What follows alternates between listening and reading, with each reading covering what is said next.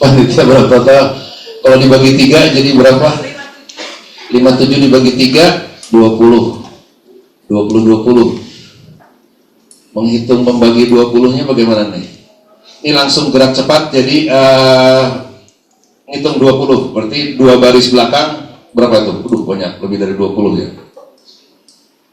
Kita gini, ceritanya kita bikin modeling atau praktek untuk sholat sunat. Sholat sunat itu kan banyak ya. Saya senang nunjuk ya. Karena kalau menunjuk itu membahagiakan yang ditunjuk sebetulnya. Sepakat? Masing-masing bayangkan sholat sunat jenis apa saja. Mau ditunjuk? Sok satu apa? Ya, kamu. Apa? Sholat sunat apa? Qabla masuk masjid. Ketika masuk masjid. Sebelum duduk, berarti namanya tahiyatul masjid. Udah, bapak tanya nanti selesai jam 1 lagi. Oke, jadi kita bikin 3 sholat sunat, 3 jenis, nanti dibikin 3 grup. Grupnya itu hanya membahas 1 jenis sholat sunat yang tidak lazim dipraktekkan dalam sholat-sholat wajib dan sunat yang mengikuti sholat wajibnya atau sholat rawatibnya.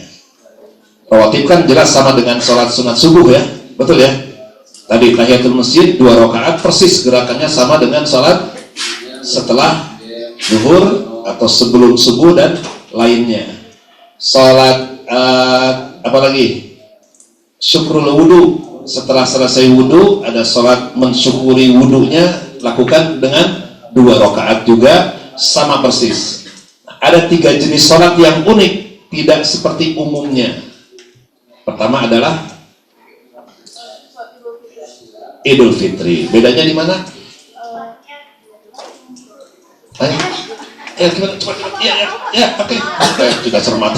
Oke. Ya, tempatnya di jalan. Oke. Yang lain juga ada yang di jalan. Nah, takbirnya yang bedanya. Kalau tempat di jalan itu ada juga yang di masjid soalnya, nggak harus di jalan. Dan nggak boleh lagi sholat di jalan nanti mobil lewat di lapangan maksudnya.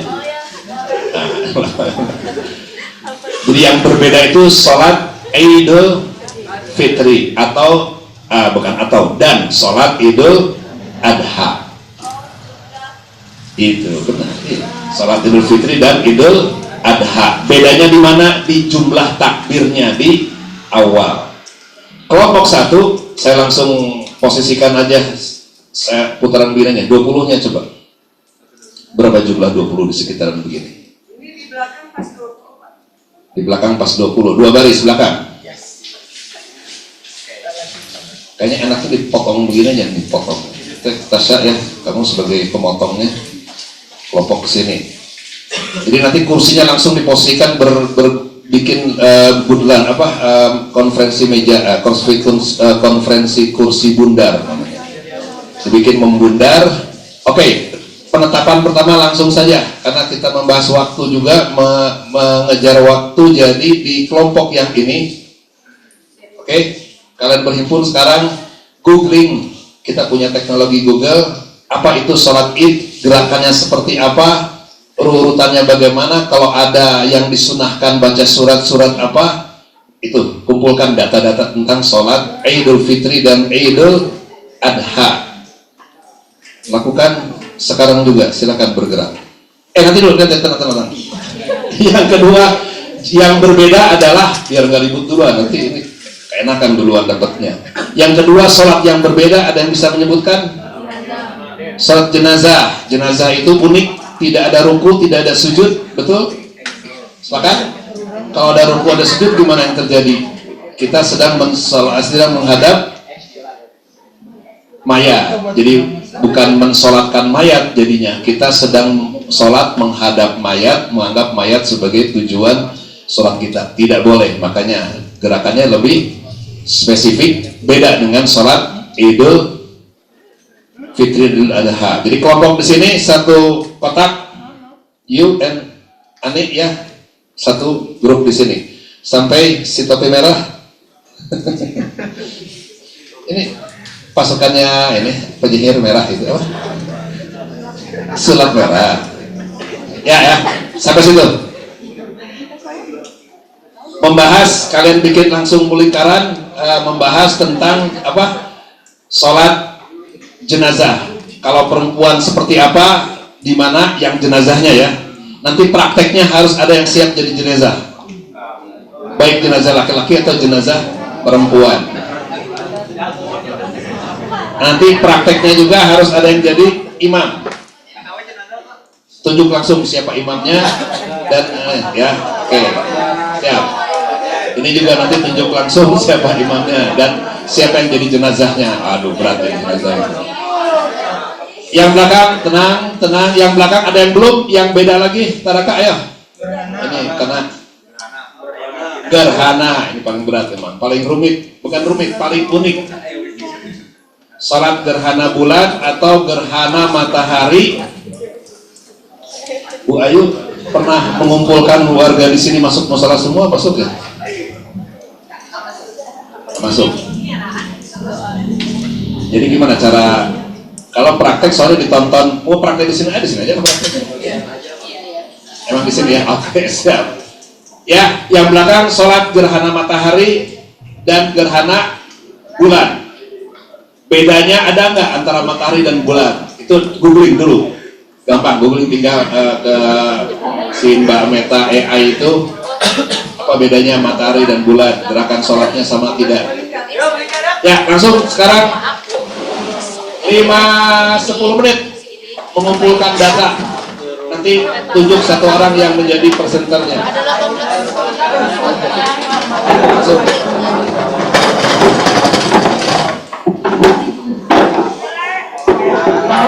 Saya coba aja, kalau masuk berarti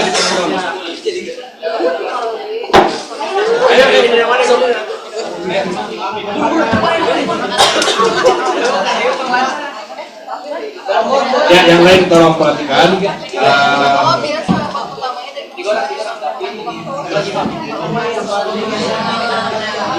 Penampilan pertama adalah praktek untuk sholat gerhana ya.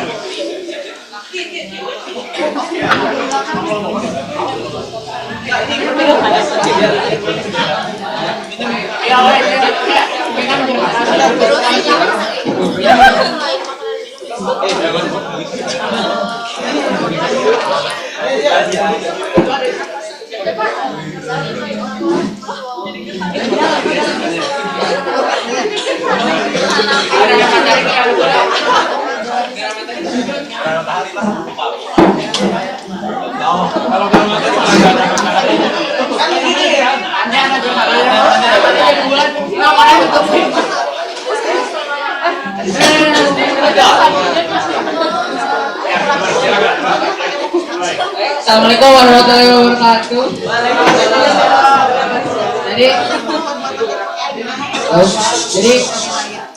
Jadi kami dari kelompok yang ada di belakang, kita kedapatan sholat gerhana dan akan menjelaskan apa itu sholat gerhana. Jadi sholat gerhana ini adalah sholat sunnah yang dilakukan pada gerhana. Nah, tapi gerhana gerhana itu ada dua, gerhana matahari sama gerhana bulan. Nah, bedanya itu di mananya sih? Jadi bedanya itu yang saya baru saja searching gitu ya. Bedanya kalau misalnya siang seperti sholat-sholat seperti biasa. Kalau misalnya pada saat siang dibacanya pelan-pelan. Kopi. Ya, pokoknya pelan kayak biasanya juga. Kalau misalnya malam, nah baru dikerasin si imamnya. Ya, dijahar sama si kopi. Nah, jadi ada juga sunnah di sholat gerhana, yaitu khutbah.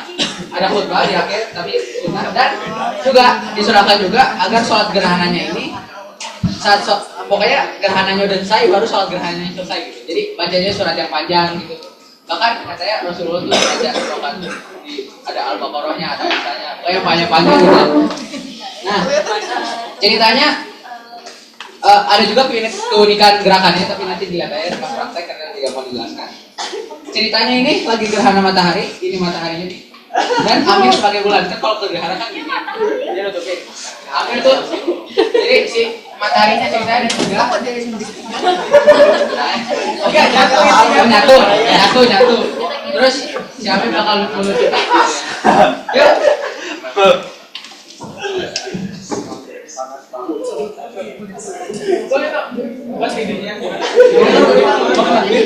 Ya silakan, salatnya mulai ya. Ini salat dimulai ya. Niatnya gimana jauh niatnya? Soleh sunnatal khusuf arba rokaat mustaqbilal kiblat enggak masalah ya, karena itu dua pendapat, ada yang dilafadzkan, ada yang tidak. Penting niat kita menyatakan akan melaksanakan sholat gerhana matahari. Matahari kok ada 3 sih? Tanda kiamat. Oh 1. Oke, sholat dimulai ya. Allahu Akbar. Allahu Akbar. Nah, lihat. Dok, ini pelan-pelan. Oh, dia kena sujud nih. Kenapa kena sujud?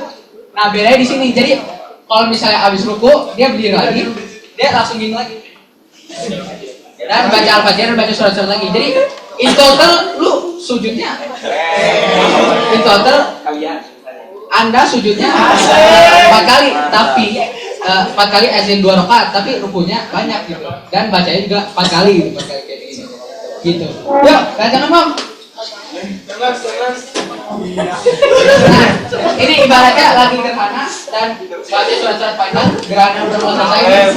Gerhana udah mau selesai.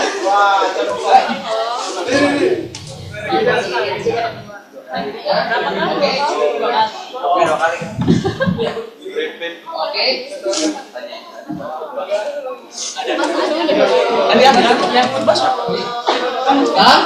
Nah, sholat selesai saat bulannya udah tidak segaris dengan matahari dan bumi. Itu senang.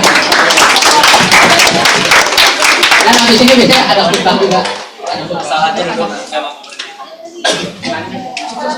Tapi gerakan kecepatan 50 km per jamnya tidak diikuti ya. Ya, ini time lag, betul. Ya lah, oke, tahu aja ngejar waktu soalnya. Ya. Ada pertanyaan? Sok, silakan dites. Ya, sok.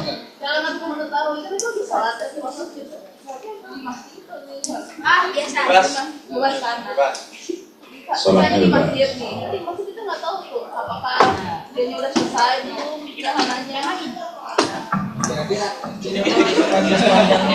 Pokoknya disunat, setahu saya ya, disunahkannya tuh baca surat panjang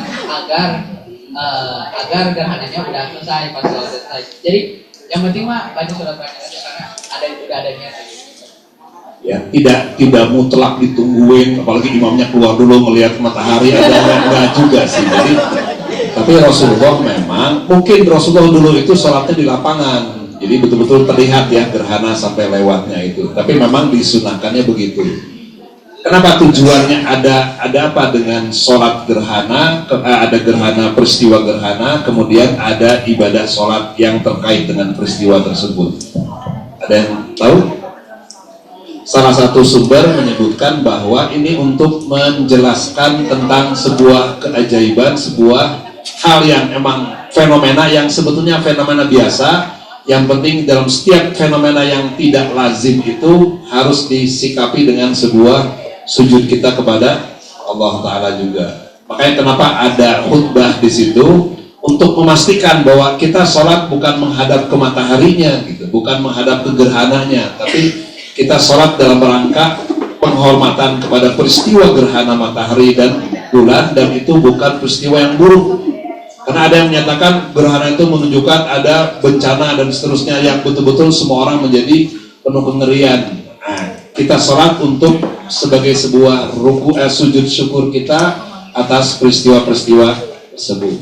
Oke, saya rasa cukup. Nanti lebihnya bisa kita eksplor lagi masing-masing. Kita tepuk tangan untuk grup pertama ini dari Kampung Gerhana. Oke.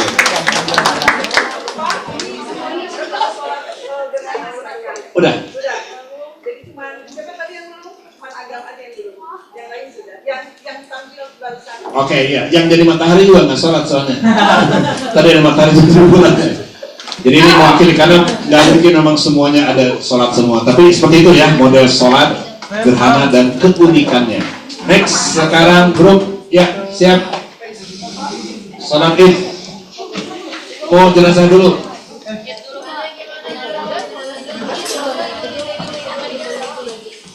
Id dulu jenazah dulu. Tapi kalau dalam sunnahnya itu jenazah harus didahulukan gitu. Jadi hal yang harus disegerakan itu pemakaman jenazah. Jadi sholatnya nanti jenazah langsung dikuburkan ya. Siapa yang mau jadi jenazahnya?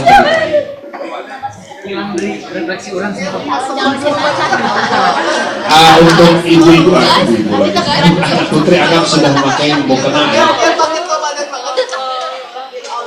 Ya langsung silakan praktekkan. Jangan lupa pas beres. Dan tapi dilakukan juga bagus karena unik ya bahasanya. Kalau tadi kita mau menyaksikan peristiwa sholat jenazah yang jenazahnya laki-laki dulu, perempuan dulu. Lady first ya, perempuan dulu. Tapi yang sholatnya laki-laki semua sholat kita. Cuma yang jenazahnya. Oke. Awas jenazah jangan bergerak, kalau bergerak nanti bubar makmumnya nanti. Mana imamnya? Ya, silakan. Assalamualaikum warahmatullahi wabarakatuh. Sorry. Jadi ini kita mau sholat jenazah itu lagi diskusi dulu maaf. Jadi sholat jenazah itu ada 4 rakaat, tapi kita nggak ada karena nggak mungkin kita ya aku juga ada, nggak mungkin kita membahas ayat. Jadi kita habis itu salam. Nah urutannya pertama ada gini. Jadi gimana nih? Usolli aja hadal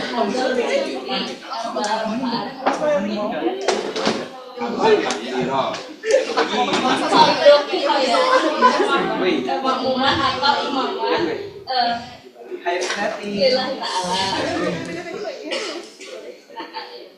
Ya terus kalau misalkan jenazahnya perempuan, posisi imamnya ada di perut. Kalau misalkan jenazahnya laki, posisinya ada di kepala. Benar nggak? Iya. Terus setelah itu ya udah takbir aja lagi, baca Al-Fatihah, baca doa. Kemudian takbir lagi terus baca doa. Gimana? Apa? Gimana sih? Doa Allahumma firlahu warhamhu wafihi Allah. Ya itu nanti dibaca sendiri, itunya kita. Kalau perempuan? Pakai Ini prakteknya masih imamnya dikeraskan bacanya ya, karena untuk mengetahui buat kita juga bagi yang belum pernah bacanya seperti apa. Ini agak unik soalnya, beda dengan tadi sholat khusyuk itu rapi sama semua bacaannya. Ya silakan. Oh tapi Udah. takbir tapi baca yang untuk jenazah dan yang ditinggalkannya habis baru Ya. silakan.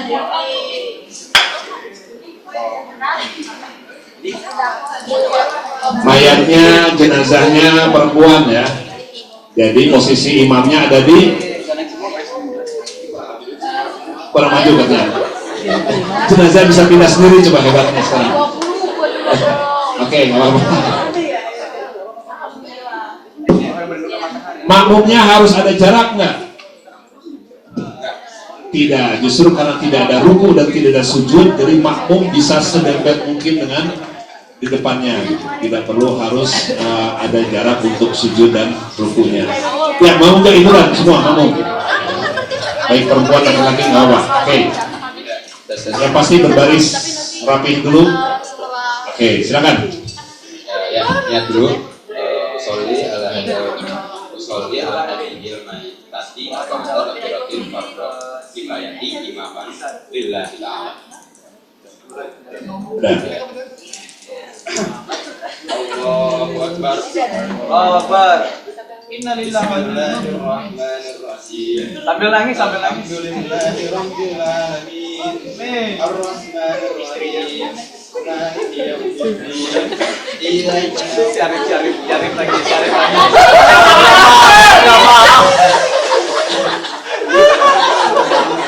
Grip, mulai cari Grip.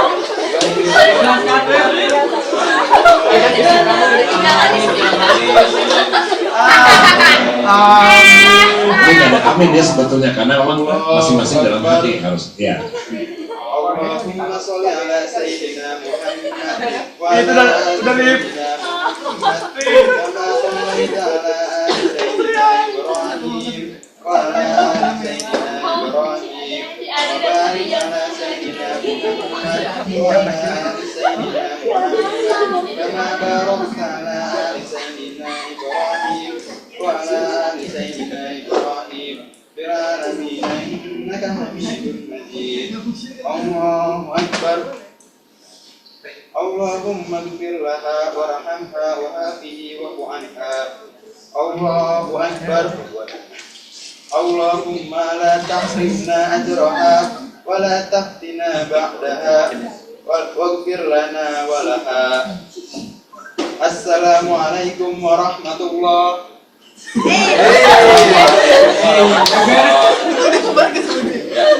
Ya ceritanya yang meninggalnya langsung berurutan ya, begitu selesai yang perempuan, juga ada yang meninggal lagi laki-laki. Jadi untung ada masih sholat, jadi akhirnya jenazahnya mana tiba-tiba jadi jenazah. Ya. Jenazah laki-lakinya mana? Ini Ana bin Ajaib ya, setelah mensolatkan langsung jadi jenazah gitu. Ya. Laki-laki beda lagi. Atau gini, perbedaannya yang mencolok antara laki dan perempuan jenazahnya cerita aja, nggak apa, nggak diulang nggak apa. Jadi sok ceritakan. Kalau jenazahnya laki-laki, posisi imam itu tepat berada di kepalanya. Kemudian dari niatnya, kalau untuk laki-laki itu hazal maiti, kalau perempuan hazihil maitati. Kemudian kalau dari untuk doa jenazahnya itu Allahumma gfir lahu warhamhu wa'afihi wa'fu anhu. Kalau sedangkan perempuan Allahumma gfir laha warhamha wa'afihi wa'fu anha. Wa'afiha wa'fu anha. Kalau untuk terakhir itu takbir keempat untuk laki-laki Allahumma la tahrimna ajrahu wa la tahtimna badahu wa tahtimna Tahtimna benar ya, saya salah. Oke. Allahumma la tahrimna ajrahu wa la tahtimna. Oke, wa la tahtimna ba'dahu ya.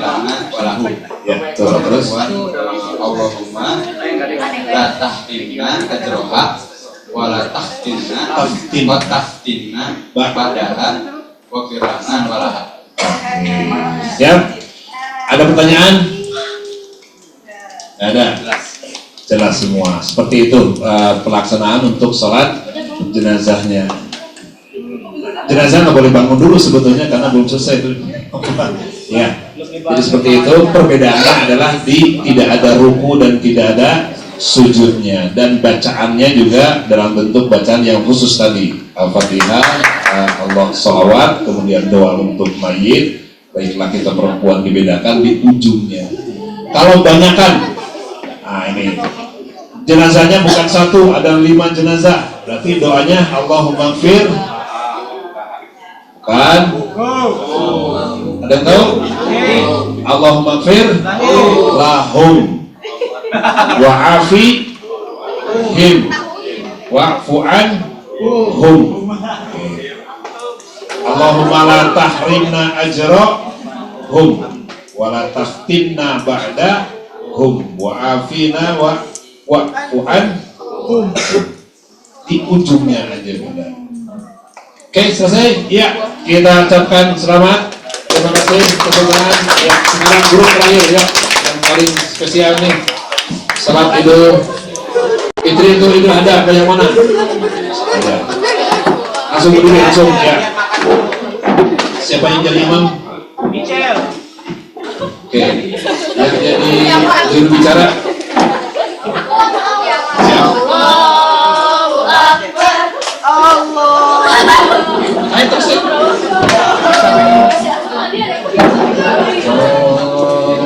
أكبر الله أكبر الله أكبر لا إله إلا الله والله أكبر الله أكبر ولله الحمد.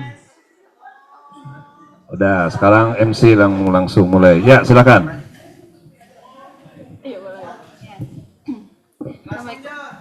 Assalamualaikum warahmatullahi wabarakatuh. Assalamualaikum warahmatullahi wabarakatuh. Jadi kelompok kita akan mempraktekkan sholat id itu Idul Fitri atau Idul Adha. Ya. Bedanya apa katanya? Bedanya kalau Idul Fitri itu menunjukkan kalau kita tuh udah selesai. Kalau Idul Adha apa ya? Idul Adha menunjukkan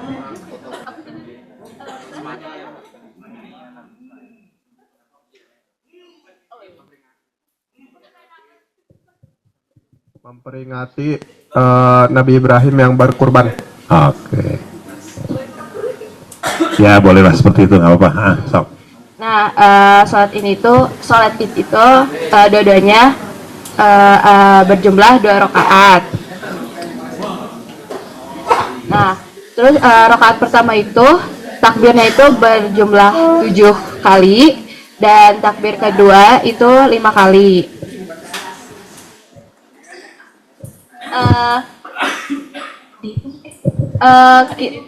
Ada yang dihitung, ada enggak, cuma kita nyimpulinya yang enggak dihitung. Jadi takbir enggak dihitung itu maksudnya jadi takbir awal mulai dari Allahu Akbar itu enggak dihitung, dihitungnya pas di takbir yang kedua kalinya.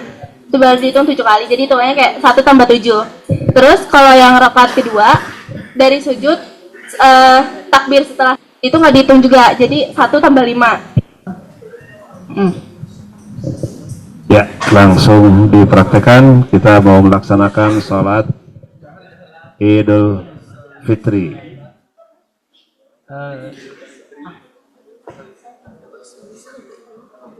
Usuli sunatan Idul Fitri rokata ini makmum imaman lillahi ta'ala.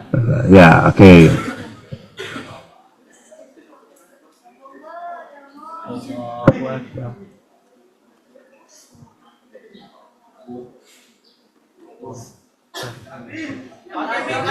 Kurang keras takbirnya. Oh, ada berarti ada ini yang ikutinya. Nah, di setiap rakaat ini takbir baca apa? Subhanallah, walhamdulillah, wala ilaha illallah, Allahu akbar. Tiap setelah takbirnya. Lalu di takbir terakhirnya baru baca Al-Fatihah dan surat pendeknya itu di rakaat pertama baca surat Al-A'la. Disunahkannya surat Al-A'la. Dan di rakaat kedua disunahkannya membaca surat Al-Ghasyiyah. Ya, ulangi. Allahu Akbar. Allahu Akbar, subhanallah, walhamdulillah, wala ilaha illallah, Allahu Akbar. Allah.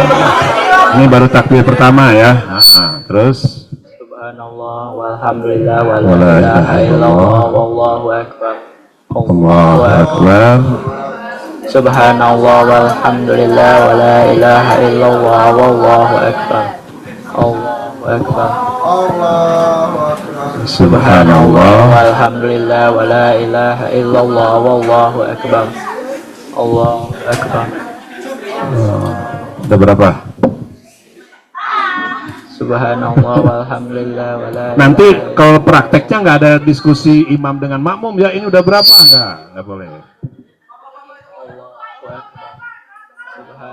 Di belakang batal itu.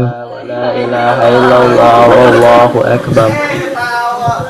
Allahu akbar. Subhanallah wallahu akbar.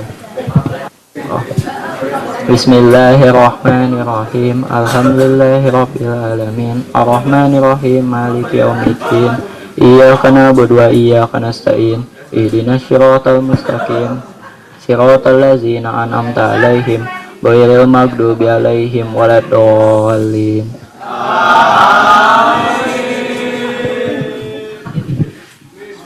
Bismillahirrahmanirrahim. Wadduha wal-laili idza saja ma wadda'aka rabbuka wa ma qala walal akhiratu khairul laka minal ula wala sawfa yu'tika rabbuka fatarda alam yajidka yatiman fa'awa wa wajadaka dolan fahada wa wajadaka ailan fa'agna fa ammal yatima fala taqhar wa ammas sa'ila fala tanhar wa amma bi ni'mati rabbika fahaddis. Allahu akbar. Ya Allah liman hamd.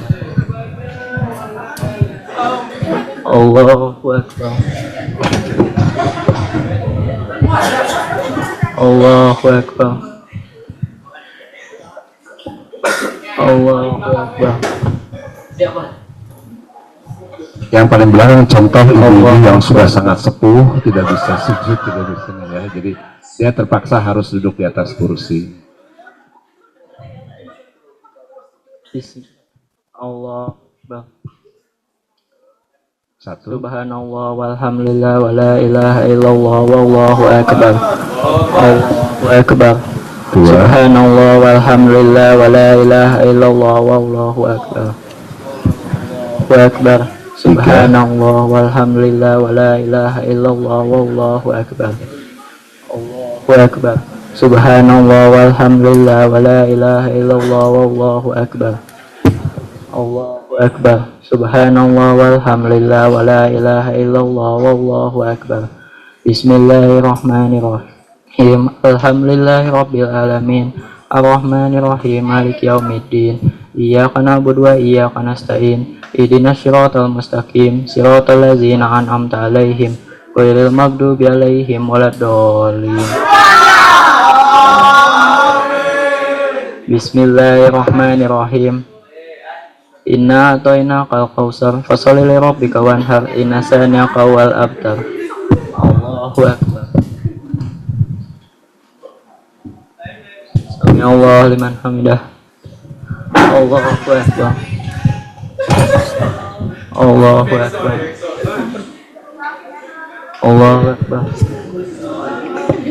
Allahu akbar. Assalamualaikum warahmatullahi. Assalamualaikum warahmatullahi. Iya, oke. Ada pertanyaan nggak? Kenapa? Berdoa dulu. Nah, setelah itu biasanya ada ceramah do. Ada khutbah ya. Ya.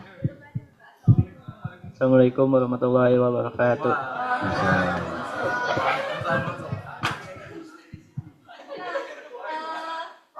Ketika sholat Idul Adha disunahkan untuk tidak mengobrol. Contohnya seperti mereka.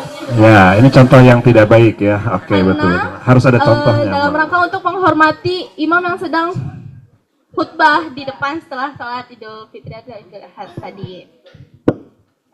Tapi kalau lagi sholat boleh ketawa-ketawa. Nggak boleh ya. Lain kali. Terus ada juga ketentuannya.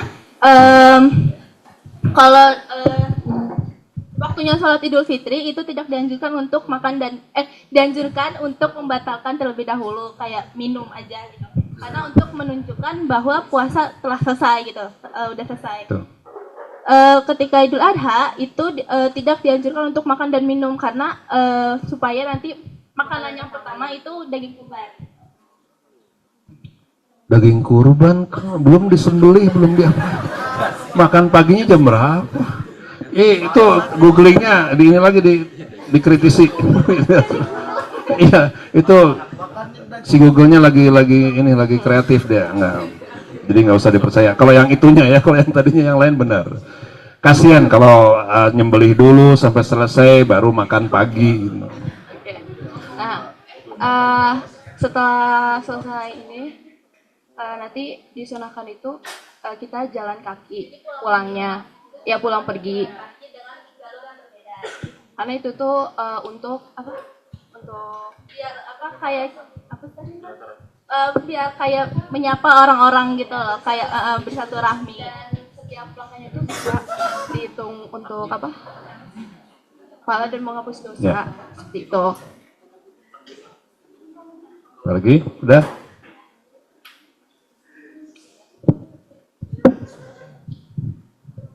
Ini yang kita dapat juga, sholatnya itu disunahkan untuk tempatnya di lapangan terbuka, tapi kalau dalam masjid juga nggak apa-apa juga, sah-sah aja.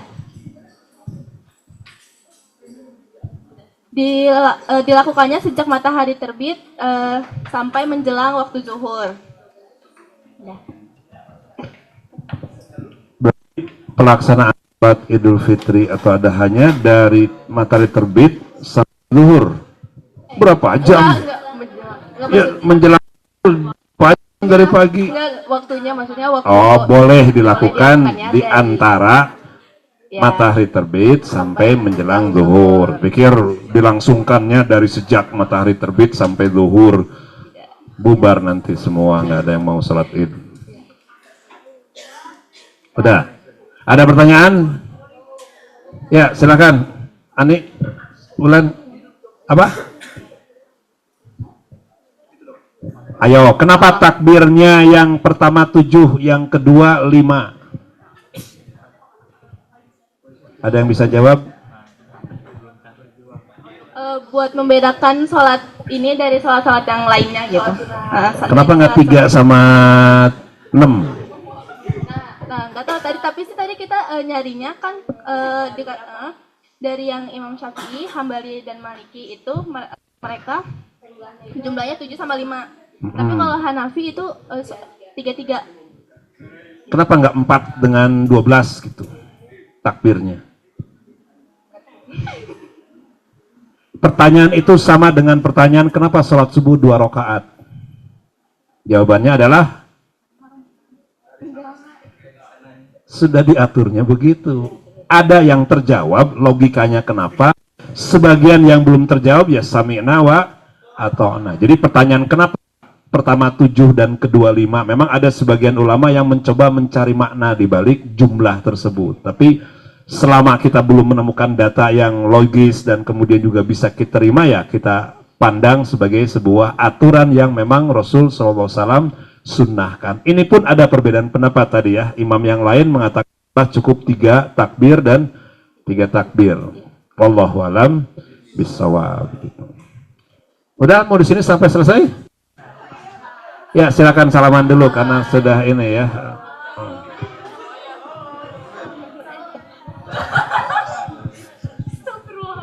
Ya, kembali.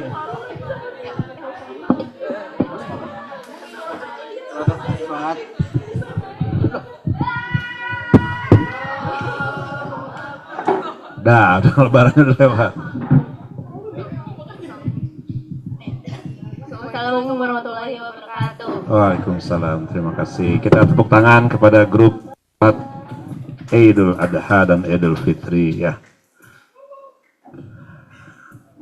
Saya mau ajak nonton lagi, satu lagi ini. Kejadian ya nggak kelihatan ya.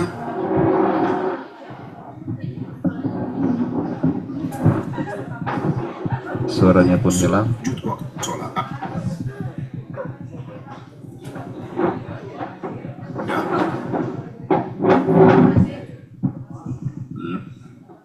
Ya, ini problem internet.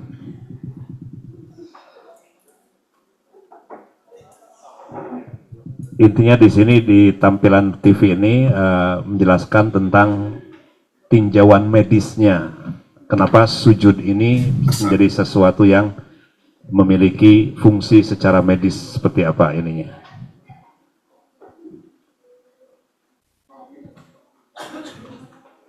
Ada satu pertanyaan, kenapa bagi ibu-ibu perempuan, ibu-ibu dan perempuan yang sedang mengalami haid itu tidak boleh sholat, diharamkan untuk sholat?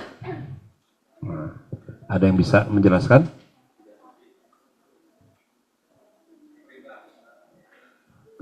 Karena perintahnya tidak boleh. Kenapa diperintahkan tidak boleh? Ada gerakan yang bisa membahayakan? Ada gerakan yang bisa membayang. Gerakan yang mana? Sujud. Gerakan sujud. Kira-kira logika medisnya apa? Ketika sujud itu tidak diperkenankan dilakukan oleh perempuan yang sedang mengalami haid. Kalau nanti perutnya tertekan. Secara tinjauan medis, darah yang haid itu harus dikeluarkan, dibersihkan.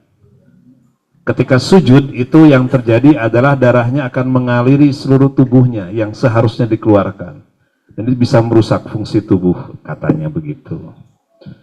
Sama, ini juga fungsi sujud juga seperti itu. Oke, baik, sebagai refleksi terakhir ya, tadi beberapa sholat sunnah itu memang dibuat seperti itu. Ada yang bisa kita temukan maknanya di balik itu ada apa, tapi semuanya tentu menjadi bagian dari syariat yang Rasul ajarkan dan penting untuk kita pahami bersama. Ini ada penugasan biasanya Bu Elia.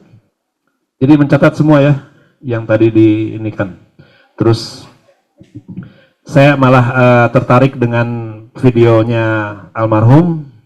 Jadi buat saya itu sangat mendasar ya. Kita disunnahkan Ramadan ini juga dengan sholat sunnah tarawih itu. Kenapa ada sholat sunnah yang mendampingi sholat wajib? Nah itu bisa ketemu jawabannya. Terakhir, apa? Saya bisa katakan begini, sholat wajib itu ibarat makanan yang kita nikmati berupa makanan pokoknya. Nasi, daging, sayur, apalagi? Daging itu ayam ya maksudnya, sok ayam atau ikan. Itu makanan pokoknya. Sholat ibarat apanya? Bumbunya. Kalau kita makan nasi saja, daging saja utuh, tidak dikasih bumbu apapun, bisa dimakan? Kalau lapar bisa saja gitu. Tapi tidak terasa nikmatnya itu.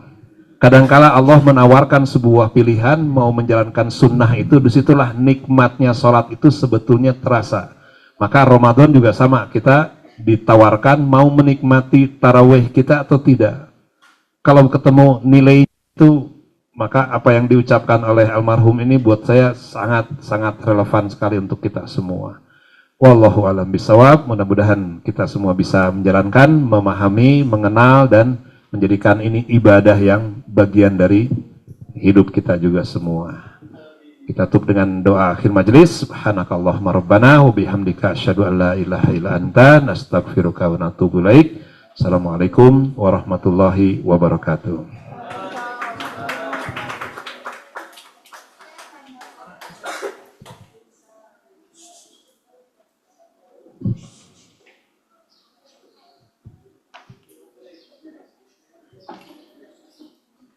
Saya langsung kabur ya. Oke, alhamdulillah.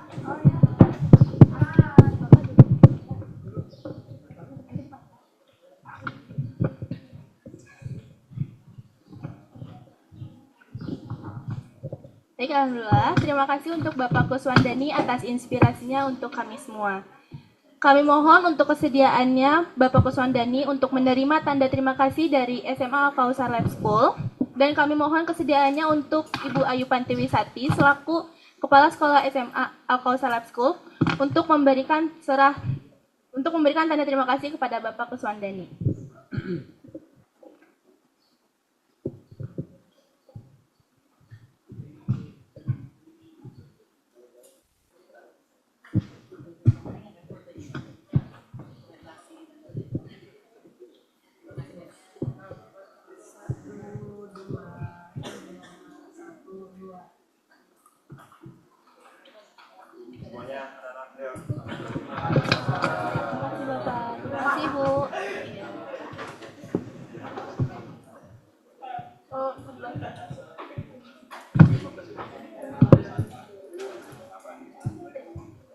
Terima kasih kepada Ibu Ayu Pantiwisati dan Bapak Kuswandani. Berikutnya, sebelum ke sesi berikutnya mungkin kita bakal ada apa ya?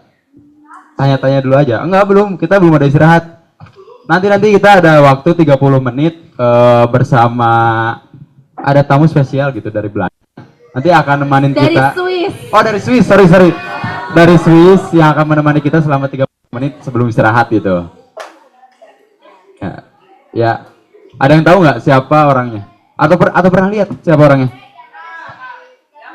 Mungkin yang anak-anak asrama tahu siapa tamu kita nanti gitu. Lain Bu Ita. Ya, jadi tamu kita itu bernama Rumi. Jadi Ya beliau aja. Teteh Rumi.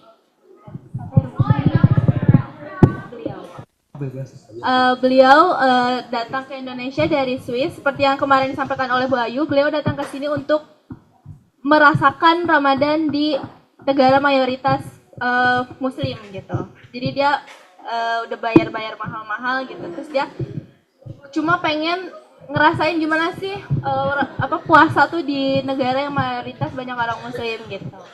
Iya, jadi masing-masing dari kalian boleh nyiapin pertanyaan ataupun ya bebas apa aja, tanya aja ke Karumi. Soalnya kita akan ada waktu 30 menit bersama Karuminya gitu sebelum istirahat. Nah, setelah istirahat nanti istirahat jam 12.00, kita kembali lagi berkumpul jam 13.00.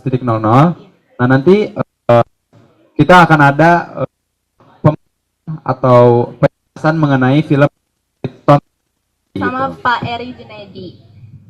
Nanti kemudian kita siap-siap jalan ke bioskopnya nanti bareng-bareng gitu, jalan kaki. Betul. Tadi ini ada pengumuman dari Bu Elia sedikit.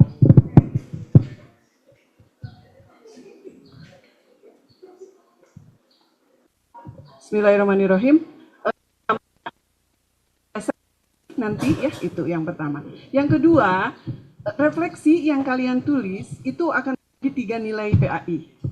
3 nilai proses, ya tolong sampai ke teman yang tidak hadir. Itu pertama tentang psikologi, kita akan melihat dari refleksi kalian tulis. Kemudian yang kedua adalah materi tentang sholat itu banyak. Yang pertama oleh Dani, kemudian nanti sore oleh Pak Yusuf. Itu materi tentang itu nilai oleh 10 oleh saya, Pak Yusuf. Itu ada kegiatan thinking.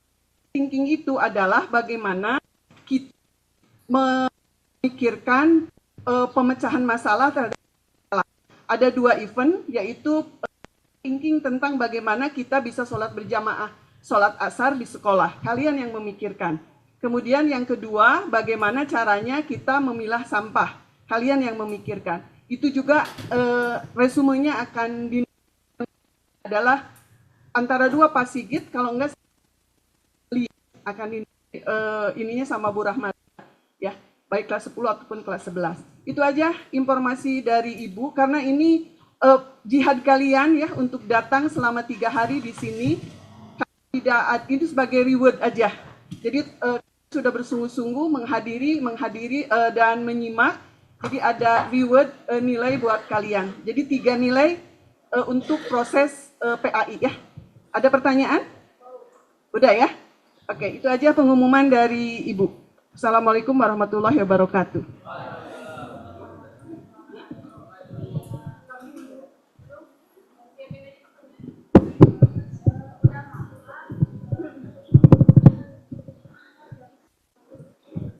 Ya, jadi nanti setelah sholat zuhur kan jam 1 kita kumpul lagi di gazebo. Itu dimohon untuk datang tepat waktu biar waktunya nggak biar ngejelasin film apa yang akan kita tonton, terus nanti kita bisa langsung pergi dan nonton dengan waktu yang udah direncanakan gitu.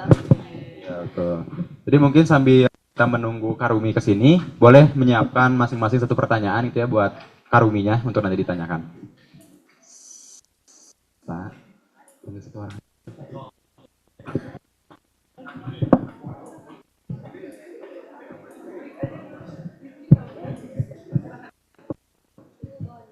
Oke, kita sampai sini dulu. Nanti pas Karumi datang baru kita lanjut lagi. Dan kalian siapa yang nanya ya?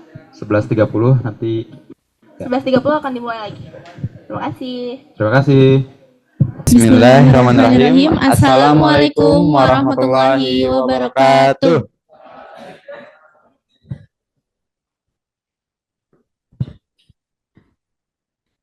Selamat datang kembali teman-teman. Hari ini kita kembali berjumpa pada sesi kedua kita hari ini.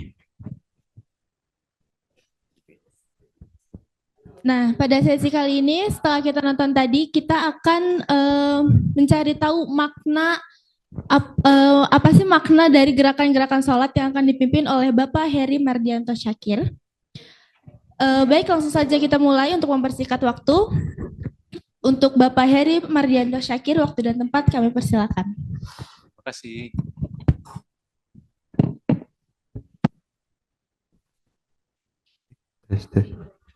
Bismillahirrahmanirrahim. Assalamualaikum warahmatullahi wabarakatuh.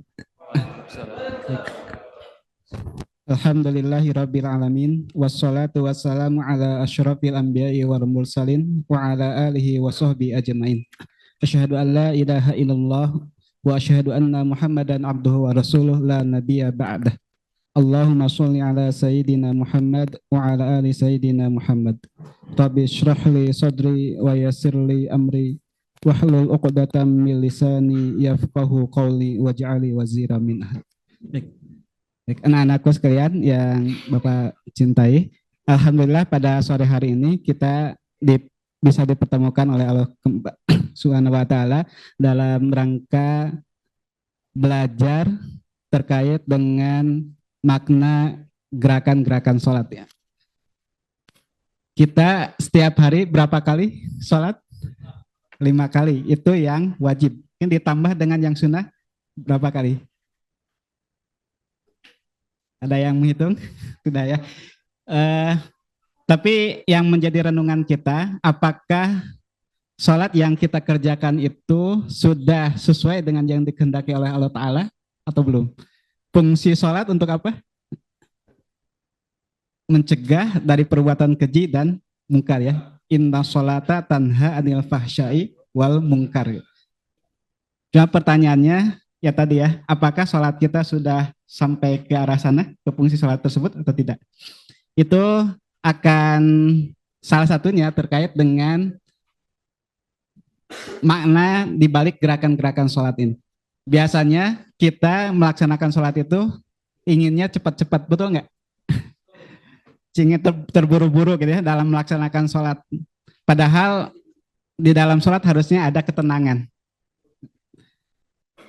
Harus ada ketentraman di dalam melaksanakan sholat itu. Maka ada tumaninah ya, ketenangan. Tapi kebanyakan dari kita semua, termasuk saya pribadi gitu ya, kadang suka luput gitu untuk bisa menikmati setiap gerakan dan juga nanti makna pembacaan dari sholat itu sendiri. Sehingga kadang sholat kita terasa kering, betul nggak? Padahal sholat itu momen yang membuat kita harusnya semakin lebih tenang dan dekat dengan Allah Ta'ala gitu. Nah, hari ini, sore ini kita akan belajar tentang makna gerakan-gerakan sholat lebih dalam. Mudah-mudahan kita semua nanti bisa belajar, bisa memahami tentang makna gerakan-gerakan sholat yang akan disampaikan oleh Bapak Heri Mardian. Sebelum disampaikan materinya, perkenalan singkat yang saya ketahui karena ini ya belum dapat ya, tapi yang saya ketahui bahwa beliau ini Bapak Heri Mardian ini adalah seorang lulusan psikologi UI ya. Psikologi sempat S2 tapi enggak pas tesis belum ini sampai sekarang. Dan yang paling saya kagum dari beliau ini adalah tulisan-tulisannya. Kalau kalian aktif di ini Facebook itu tulisan-tulisan beliau itu banyak gitu ya, dan sangat dalam gitu, sangat reflektif, dan bagi orang-orang yang suka dengan itu sangat tersentuh. Dan Bapak banyak belajar dari sana juga. Terima kasih juga Pak Heri. Nah, hari ini mungkin itu ya perkenalan singkat saja karena waktunya terbatas juga. Mudah-mudahan hari ini kita bisa menggali lebih dalam terkait dengan makna dari gerakan-gerakan sholat.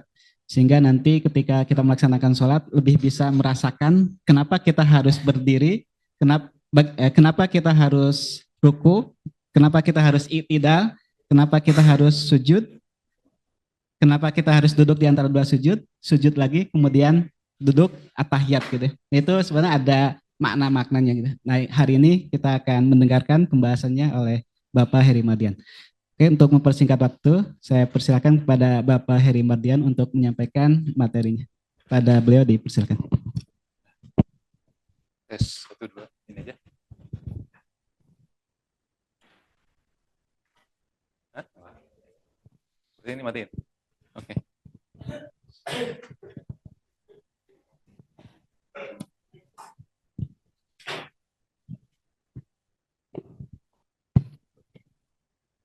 Baik, auzubillahi minasyaitonirrajim. Bismillahirrahmanirrahim. Assalamualaikum warahmatullahi wabarakatuh. Terima kasih banyak Pak Yusuf atas pengantarnya. Kita punya waktu sampai jam berapa ini?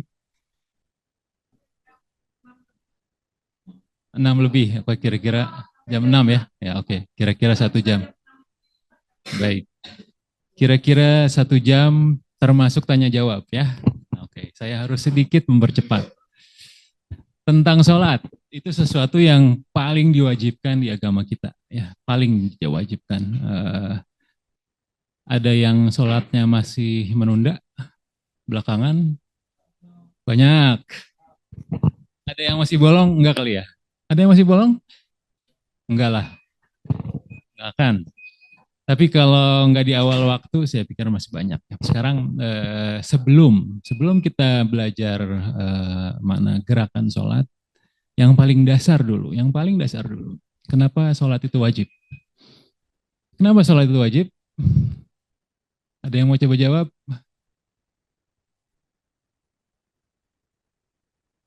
Kenapa sholat itu wajib? Ngumpulin pahala, takut neraka, atau apa? Nah sekarang saya tanya, apa yang di dalam sholat tidak boleh tidak harus dilakukan? Coba. Tidak, kalau lagi tidur gimana? Sholat sambil tidur. Coba apa? Yang mutlak tidak boleh ditinggalkan ketika sholat. Baca Al-Fatihah, betul, baca Al-Fatihah. Baca Al-Fatihah. Sholat tidak sah tanpa baca Al-Fatihah. Nggak ada sholat tanpa Al-Fatihah. Ya. Nomor 1, itu. Kita boleh sholat sambil tidur, kita boleh sholat sambil duduk, berarti artinya nggak tanpa sujud, tanpa ruku, tapi tetap Al-Fatihah nomor 1, wajib. Ya. Jadi bolehlah kita katakan, saya persingkat, sholat itu intinya adalah Al-Fatihah. Sholat intinya adalah Al-Fatihah. Ya. Nah, ada apa dengan Al-Fatihah? Saya singkat aja, ada sebuah hadis dari Rasulullah yang membagi 2 Al-Fatihah. Ya. Ketika kita mengucapkan Alhamdulillahirabbil alamin, Allah menjawab, hambaku sedang memujiku, gitu ya. Ketika kita mengucapkan Ar-Rahmanir-Rahim, Allah menjawab, hambaku menyanjungku. Lanjut, ketika bilang Malik Yaumiddin, Allah menjawab juga, hambaku mengagungkan aku. Nah, ketika kita mengucapkan ini nih, iyyaka na'budu wa iyyaka nasta'in. Jawaban Allah apa? Jawaban Allah adalah ini untukku dan ini untuk hambaku. Dibagi 2 di situ. Ya, iyyaka na'budu wa iyyaka nasta'in.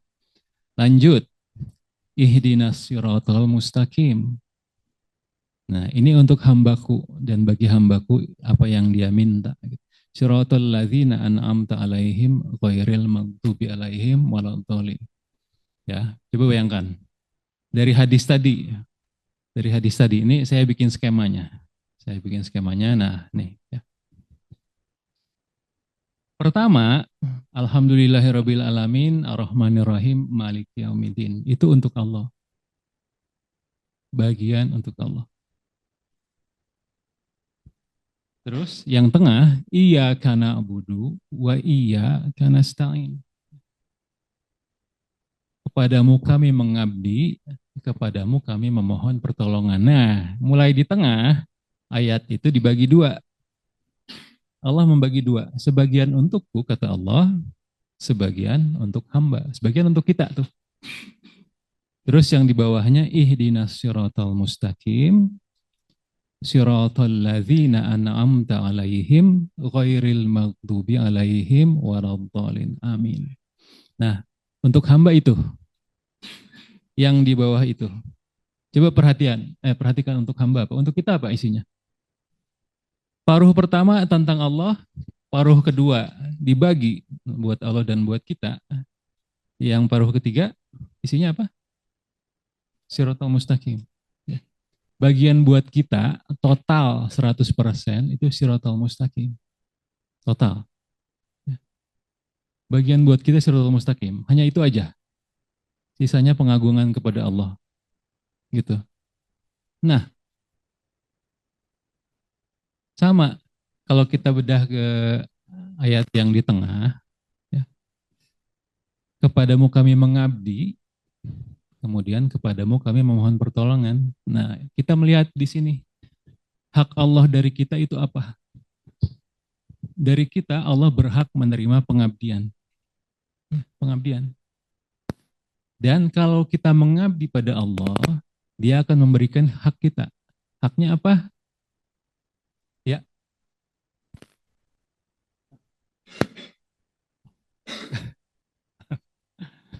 Ya. Ya. Bagian buat Allah, hak Allah adalah pengabdian kita. Ya. Kalau kita melakukan itu, Allah akan memberikan hak kita. Hak kita apa? Pertolongan Allah. Ya. Bagian Allah pengabdian, bagian kita pertolongan. Nah, pertolongan apa? Pertolongan yang tadi. Kalau kita mengabdi kepada Allah, maka Dia akan menolong kita untuk menunjukkan ke tadi, ihdinas siratal mustaqim, tunjukkanlah kami siratal mustaqim. Siratal ladzina an'amta alaihim ghairil maghdubi alaihim waladdallin, ya. Pertolongan Allah adalah wujudnya sebenarnya 100% total adalah supaya kita melangkah di siratal mustaqim. Sampai sini kebayang, sampai sini paham? Abstraksinya ini rada ngebut soalnya. Ya, mudah kan? Nah, siratal mustaqim itu apa? Nah, siratal mustaqim adalah, ya kalau saya singkat, semua tahu. Anak-anak Alka ini pasti tahu. Siratal mustaqim itu jalan untuk mencapai keutamaan diri. Itu siratal mustaqim, singkatnya begitu. Ya. Siratal mustaqim adalah jalan untuk mencapai keutamaan diri. Tuh. Jadi intinya sholat, kenapa kita diwajibkan sholat? Sebenarnya artinya kita diwajibkan untuk meminta pertolongan Allah. Diwajibkan untuk meminta agar Allah menunjukkan kita ke siratal mustaqim. Ya. Kenapa wajib?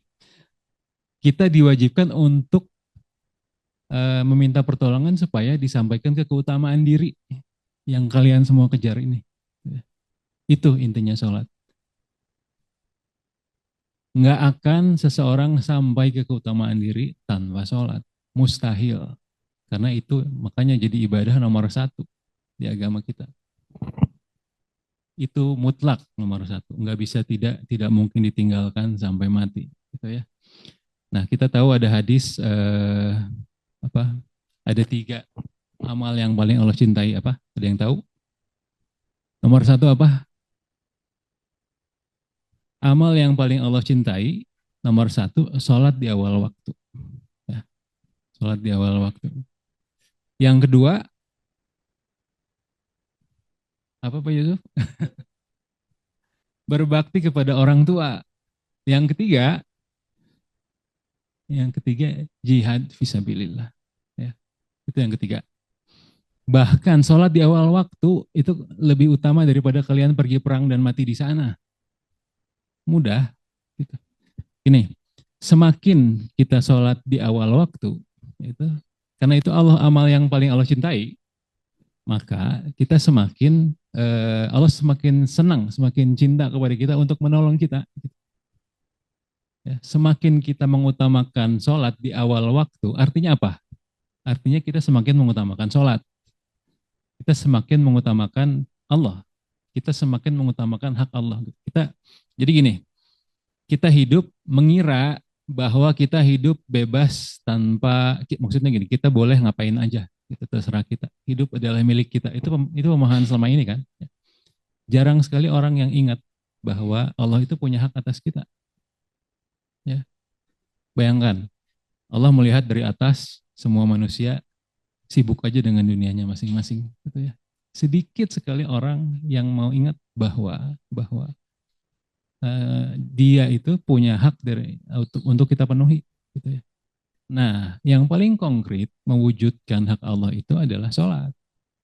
Semakin kita sholat di awal waktu, bayangkan perasaan Allah seperti apa. Dari seluruh manusia yang jarang sekali memperhatikan itu, ini satu orang anak ini memperhatikan hak aku, kata Allah. Dia istimewa di mata Allah. Gitu. Bayangkan. Betapa Allah tidak akan menuntun dia. Pasti. Makanya sholat di awal waktu buat anak alka sih harus. Kalau mencari keutamaan diri. Ya, harus itu. Semakin kita menghargai perasaan Allah, semakin kita mendahulukan hak Allah, semakin Allah juga mendahulukan kita untuk menolong itu. Itu yang nomor satu harus kita ingat. Ya. Pertama, tidak mungkin kita mencapai keutamaan diri tanpa sholat. Kalau kita nggak nganggap serius sholat, ya udah, ya coret aja lah. Coret aja itu maksudnya, ya apa istimewanya kita di mata Allah gitu. Ya, kalau kita tidak mengutamakan sholat, kalau kita sholat ya sekedar apa? Sekedar menggugurkan kewajiban, sekedar nggak dimarahin orang tua, nggak tahu juga sih. Itu mah udah lewat kali ya. Tapi bayangkan kalau kita mendahulukan Allah, apa mungkin Allah tidak mendahulukan kita? Nggak mungkin. Itu bukan akhlak Allah. Jadi nomor satu, tidak mungkin kita mencapai keutamaan diri tanpa lewat sholat. Semakin kita mendahulukan sholat, semakin Allah juga mendahulukan kita itu ya. Nomor satu yang paling penting kita ingat sekarang. Begitu. Kalau kita nggak serius sholat, ya Allah juga nggak serius juga mungkin. Kalau Allah mau nggak serius menolong kita, ya berhak dong. Kita juga nggak serius terhadap Allah kan gitu. Itu nomor satu. Ya. Oke, bagian kedua baru kita masuk ke gerakan sholat. Ya. Sebenarnya nomor satu tadi masalah keutamaan diri. Intinya di bagian sholat yang Al-Fatihah. Ya. Gitu. Nah sekarang untuk mengerti apa itu makna gerakan-gerakan sholat, kita harus paham perjalanan kita dulu. Ya. Harus paham ini dulu. Ini adalah alam-alam yang sudah pernah kita lewati dan pasti akan kita lewati. Ada yang udah tahu ini? Udah ya? Udah diajarkan, alhamdulillah. Jelas. Nah, kita turun ke sini di surat At-Tin ya. Semua manusia turun.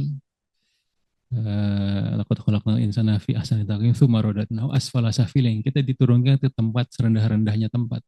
Ilal ladzina amanu wa amilus solihat, kecuali orang-orang yang beriman dan beramal soleh. Nah, kalau tidak beramal soleh, dia akan batinnya terperangkap di sini. Tapi kalau kita beriman dan beramal soleh, batinnya bisa naik ke atas. Kira-kira gitu ringkasnya. Nah, kita ini melewati sekian alam-alam, tapi kata Rasulullah kita akan melewati 7 akobah. 7 akobah. Akobah itu diterjemahkan tanjakan, tapi sebenarnya akobah itu jalan naik sulit, licin, tapi nggak mungkin dihindari. Kalau kita naik gunung, satu-satunya jalan curam, licin, terjal. Nah itu akobah namanya. Bukan jalan gampang, jalan yang sulit. Itu akobah namanya. Nah, kita akan melewati 7 akobah. 7. Pertama yang ini alam dunia. Ya. Kemudian akobah berikutnya ketika kita mati nanti. Nah, kemudian akobah berikutnya adalah alam barzakh. Berikutnya kematian yang kedua, kematian kiamat besar. Kemudian alam mahsyar, tanjakan menuju akhirat, dan alam akhirat. Ya. Nah, sekarang saya mau ngomong ini, apa hubungannya mautin tadi dengan gerakan sholat. Nah, sholat adalah ringkasan dari simbol dari alam-alam yang akan kita lewati ini. Sholat adalah simbol dari akobah-akobah ini yang pasti akan kita lewati.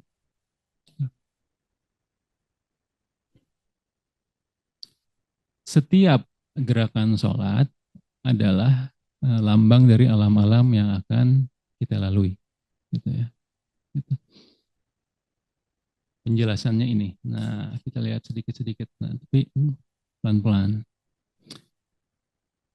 Sholat dimulai dengan apa? Takbir. Takbir Allahu Akbar. Gitu. Apa artinya? Allah Maha Besar. Nah, ya itu arti umum. Arti sebenarnya Allahu Akbar itu Allah lebih besar. Allah terbesar, paling besar. Gitu ya. Allah melampaui segala sesuatu. Akbar itu kata perbandingan. Harus ada bandingannya. Kalau maha besar ya boleh terjemahan umum, tapi itu tidak mengatakan bahwa Allah lebih besar dari segalanya. Akbar itu Allah lebih besar. Nah, ketika kita memulai sholat, Allahu Akbar, itu kita menghadap kepada sesuatu yang terbesar, yang kebesarannya tidak ada yang melampaui. Ya. Bayangkan, kalau kita sedang sholat, kemudian kita ingat sesuatu, abaikan. Karena apa yang kita ingat itu masalah atau apa gitu ya, itu tidak akan lebih besar dari Allah yang sedang kita hadapi itu. Ya. Jadi ketika kita sholat, ingat sesuatu, Allah itu lebih besar dari itu. Apakah kita layak ada sesuatu yang tidak sebesar Allah mengambil perhatian kita di sholat? Nah itu fungsinya. Ya. Allahu Akbar. Itu mengingatkan. Nah nanti setiap gerakan Allahu Akbar lagi. Ketika berdiri ada sesuatu yang mengganggu kita, ingat masa lalu, ingat yang nggak enak, takut ini, takut itu. Nah Allahu Akbar itu ingat bahwa masalah itu yang kita ingat itu, yang mengganggu sholat itu tidak lebih besar dari Allah. Ya. Gugurkan itu, taruh di bawah kaki masalah itu. Kita sedang menghadap yang maha besar. Itu fungsinya. Kalau kita lagi nggak khusyuk, ingat Allahu Akbar, Allah lebih besar dari itu. Ya. Nah, gerakan takbir. Gerakan takbir itu, ya tahu kan?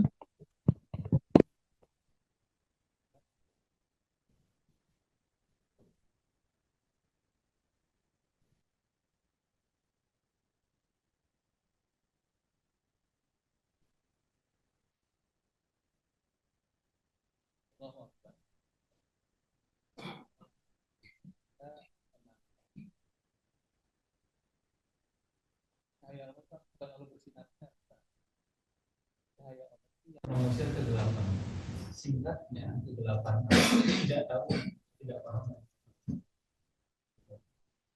Cahaya itu pengetahuan, Muhammad. Jadi kalau diringkas semua masalah manusia itu intinya karena ketidaktahuan. Semua masalah itu. Ya. Makanya kita butuh cahaya Allah itu. Ditangkap begitu. Setelah ditangkap, ditaruh kemana? Ya, antara dada dan pusar. Itu simbol, ini simbol apa? Ini kolb, betul, kolb yang kosong. Ya. Ini kolb yang kosong. Cahaya tadi kita letakkan di kolb. Kita letakkan di kolb. Kenapa tangannya begitu?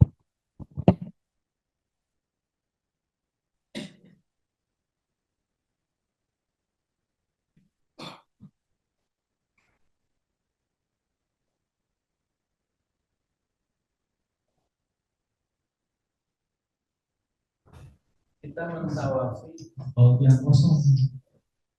Ya. Ka'bah itu simbol qalb yang kosong.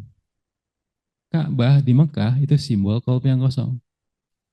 Dalam diri kita Ka'bahnya ini harus kosong juga. Kita mentawafi ini. Artinya mentawafi adalah kita mengorientasikan hidup, mengarahkan hidup ke seputar qalb yang kosong. Kita sujud ke Ka'bah yang kosong artinya apa sih? Kita menyembah Ka'bah? Bukan. Itu simbol dari qalb yang kosong. Ya. Hanya qalb yang kosong yang bisa menerima petunjuk Allah. Ya kan? Surat At-Taghabun ayat 11. Nanti kalian lihat.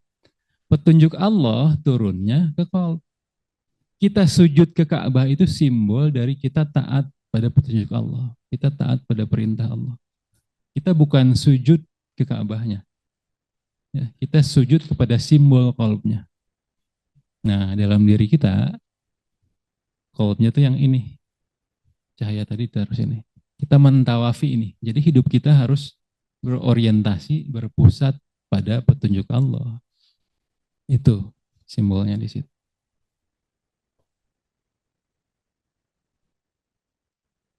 Habis ini takbir lagi terus ruku. Mana slide-nya?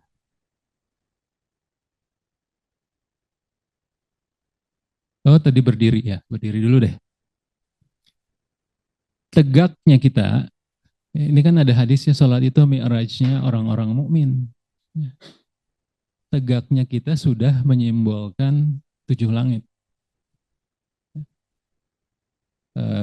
Dari tanah sampai pergelangan kaki itu langit pertama. Ketika Rasulullah mi'raj, di situ Rasulullah ketemu Nabi Adam alaihissalam. Terus dari mata kaki sampai lutut itu udah simbol langit kedua. Ya. Langitnya Nabi Isa dan Nabi Yahya. Dari lutut sampai selangkangan itu sudah simbol Nabi Yusuf. Itu langit ketiga. Ya. Dari selangkangan sampai pusar, langit 4.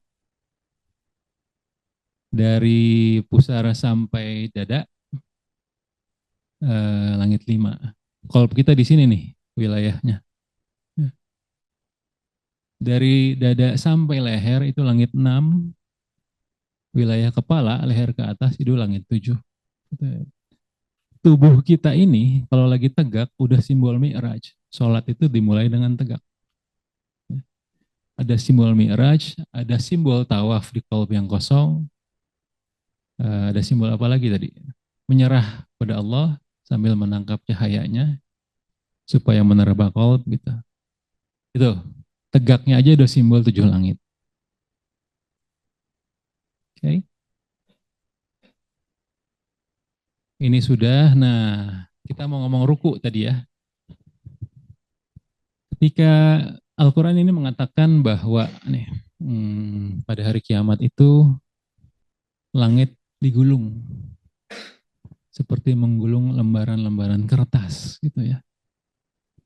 Sebagaimana kami telah memulai penciptaan pertama, kata Allah, begitulah kami akan mengulanginya. Ya, itu suatu janji yang pasti kami tepati. Kami akan melaksanakannya gitu ya. Ketika kiamat langit digulung. Nah, kita tadi tegaknya adalah langit kan? Tegak kita adalah simbol 7 langit yang tegak. Ini dia. Bentar ya. Kita lihat lagi.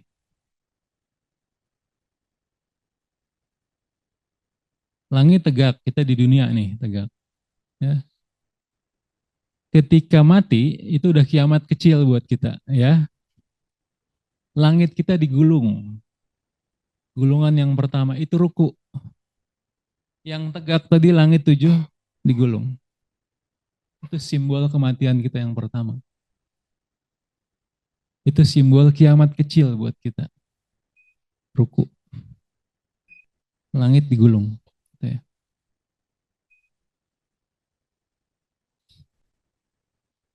Cahaya tadi juga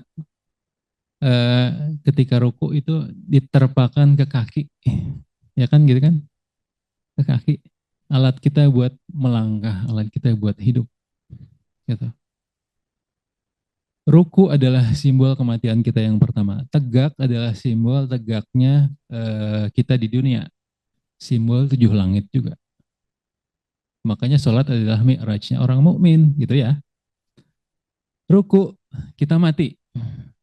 Itu kiamat pertama, langit digulung. Yang tadinya tegak 7 mulai digulung. Gulungan yang pertama, itu ruku.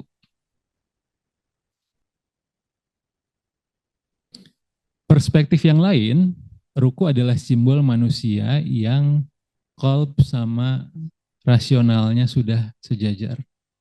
Sudah saling mempengaruhi. Qalbnya sudah hidup, rasionalnya sudah terpengaruh. Simbol yang lain, tapi itu sedikit di luar konteks dari ini. Ya. Itu ruku.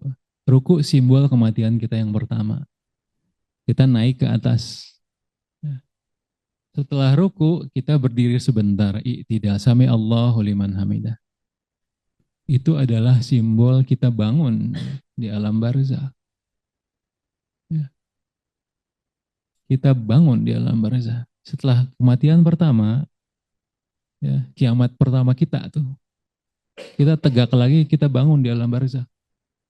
Ya. Sehebat itu simbol sholat. Setelah berdiri apa? Itu sujud. Itu jelas penggulungan langit yang kedua. Langit yang tegak tadi digulung segulung-gulungnya. Jadi simbol orang sujud. Ya kan? Digulung semuanya.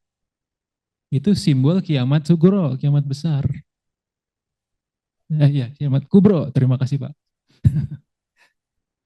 Kiamat kubro itu simbol kiamat kubro. Yang tadinya tegak kita digulung semua sesuai ayat tadi. Ya, itu kiamat. Sujud, kita tahu sedekat-dekatnya hamba pada Allah adalah ketika sujud. Hadisnya begitu ya. Itu juga simbol orang yang rasionalnya sudah di bawah qalbnya. Ya.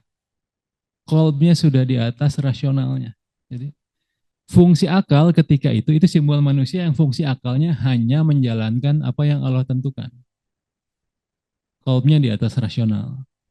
Itu simbol orang yang sudah taat petunjuk Allah. Kan qalb tadi buat menerima petunjuk Allah ya. Gitu. Orang yang itu kan yang dikatakan mati sebelum mati.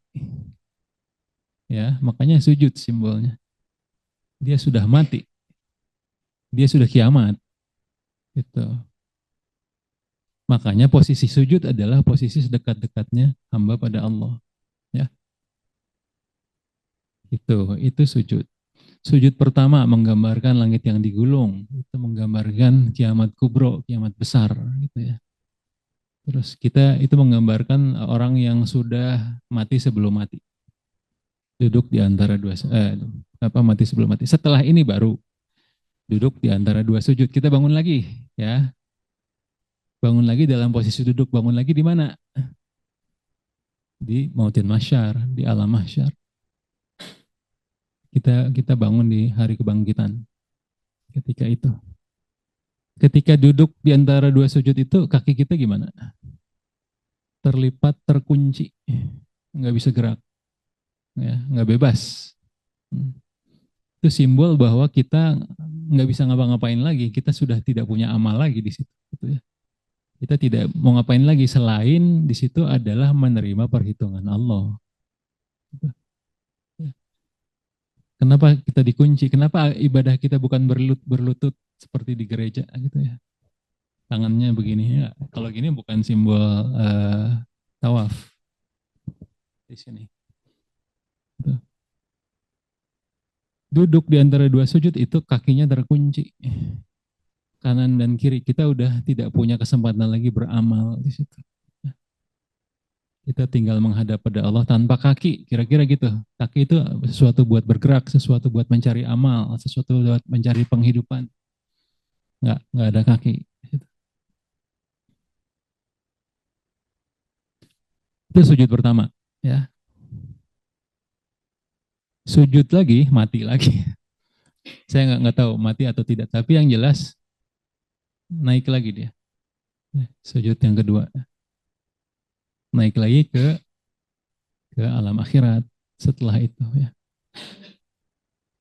Sujud itu selalu simbol naik. Jadi ada hadis ketika Rasulullah nanjak itu mengucapkan, ada yang tahu? Allahu Akbar. Kalau jalanan turun Rasulullah mengucapkan Subhanallah ya Pak. Nah, turun Subhanallah. Kalau naik Rasulullah mengucapkan Allahu Akbar. Allah Maha Besar tadi. Nah, kalau di sini naik itu sujud, simbol kematian diri. Bangun lagi, sama, kakinya lebih terkunci lagi. Kalau tadi kaki kiri di belakang, sekarang kaki kiri agak ditindih oleh kaki kanan kan? Ketika tahiyat, ya, lebih terkunci lagi. Udah, itu mah. Di situ kita tinggal, ya kalau nggak hidup di surga, di neraka, gitu. Sudah tidak ada apapun lagi, tidak ada amal lagi, gitu ya. Itu. Setelah itu, kayak ini tambahan di luar konteks, kita salam itu ke kanan dan ke kiri. Salam ke kanan menggambarkan kita mengucapkan salam menyambut ke apa yang akan datang di depan kita. Alam-alam berikutnya, pengalaman berikutnya, kemungkinan berikutnya. Kita menyambut itu. Kita mengucapkan salam kepada mereka. Salam ke kiri, sama, kita mengucapkan salam ke apa yang sudah lewat dari kita. Jadi yang sudah lewat itu bukan sesuatu yang malas banget gitu, enggak. Itu diatur Allah. Bukan sesuatu yang kita benci, bukan. Kita bahkan mengucapkan salam ke sesuatu yang sudah lewat dalam takdir-takdir kita. Sama. Apapun kemungkinannya di depan, bisa enak, bisa enggak enak, bisa sukses, bisa enggak, bisa senang, bisa kepayahan, kita ucapkan salam dulu. Itu yang pertama arti salam. Yang kedua, salam ke kanan itu kita mengucapkan salam ke alam Jabarut, alamnya ruh. Ya. Ada yang tahu 3 alam? Alam Jabarut, alam Malakut, alam Mul. Udah tahu ya? Ya. Jabarut adalah alamnya ruh, Malakut adalah alamnya jiwa, alam mulk adalah alamnya ini, alam fisik. Mengucapkan salam ke kanan, kita mengucapkan salam ke alam ruh, ke ruh Al-Quds kita. Ya. Mengucapkan salam ke kiri, kita mengucapkan ke raga kita, alam fisik ini. Kita yang di tengah, kita yang jiwa, kan gitu. Ya. Paham? Ya, ke kanan kita mengucapkan salam ke Ruh Al-Quds. Ke kiri kita mengucapkan salam ke raga kita. Nah, kita yang di tengah. Itu salam. Ya kalau saya waktu kecil di SD diajarinnya mengucapkan salam ke malaikat kanan dan kiri. Nah, itu saya malah nggak tahu. Ya, mereka belum pernah menjawab juga. Saya belum pernah dengar. Kalau alam bisa jadi benar ya. Itu simbol-simbolnya. Kesimpulan, 20 menit lagi. Kesimpulan, sholat berdirinya adalah simbol Mi'raj, 7 langit yang tegak. Ya, Allahu Akbar, simbol kita menyerah pada Allah, ya, berserah diri, kita menangkap cahayanya, petunjuknya, kita letakkan di qalb, di hati. Tuh. Terus tegak di dunia, kemudian kita ruku. Itu adalah peringatan bahwa kita akan mati. Kita akan mengalami kiamat pertama. Langit kita ini akan digulung. Seperti kata Allah di Al-Quran. Ya. Tegak lagi itu bangun di alam barzakh. Kita hidup lagi di alam barzakh. Kemudian mati lagi. Sujud. Langit kita digulung lagi. Bangun lagi dalam keadaan duduk, kaki terkunci di padang mahsyar. Ya. Tinggal menerima pengadilan Allah, penilaian Allah. Sujud lagi. Simbol kita naik, menerima apakah kita di surga atau di neraka. Gitu. Itu simbol duduk yang kedua. Kemudian mengucapkan salam, dari sekarang kita mengucapkan salam ke Ruh Al-Quds. Ke kiri kita mengucapkan salam ke raga kita yang ini. Ini nggak boleh dizalimin nih, dia harus terahmati juga oleh kita. Ya, kita ucapkan salam. Begitu. Cukup jelas anak-anak? Alhamdulillah. Keren kan sholat? Keren banget. Jadi kita sekarang tidak sholat bukan sekedar apa namanya ritual, tunduk-tunduk, bukan. Ada tujuannya. Kita ini anak alka beruntung nih. Kalian bisa sholat lebih dari sekedar mengejar pahala. Lebih dari sekedar mengejar pahala. Kalian bisa sholat dengan punya visi. Sholat itu apa? Apa hubungannya dengan keutamaan diri masing-masing? Itu sholat. Keutamaan diri masing-masing tidak akan ketemu kalau kita nggak serius sholat. Ya. Makanya perintahnya bukan mengerjakan sholat, perintahnya menegakkan sholat. Menegakkan itu ada nuansa penyempurnaan yang terus-menerus. Bukan sekedar sholat. Begitu dari saya. Saya kembalikan ke Pak Moderator. Terima kasih banyak. Assalamualaikum warahmatullahi wabarakatuh.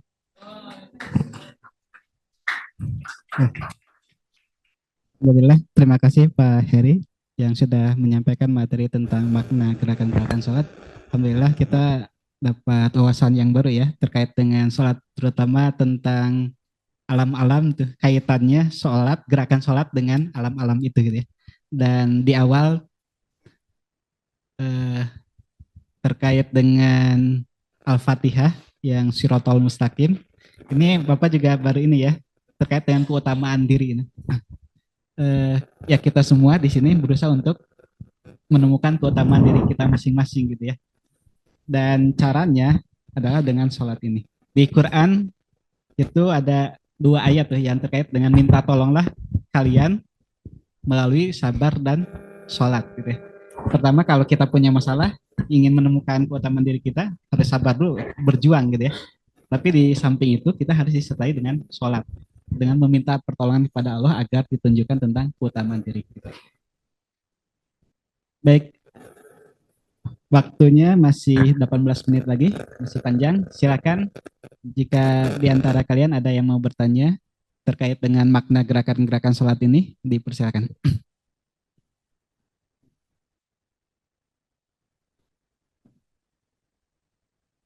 Ada? Capek ya? Iya, dites.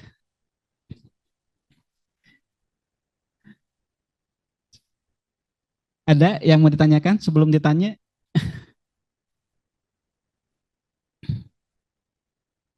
Awal mau nanya? Putri?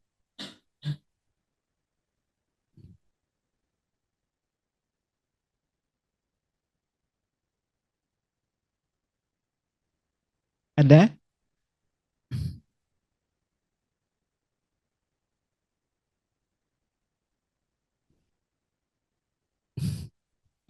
Siapa? Mariam ya? Mariam dipersilakan.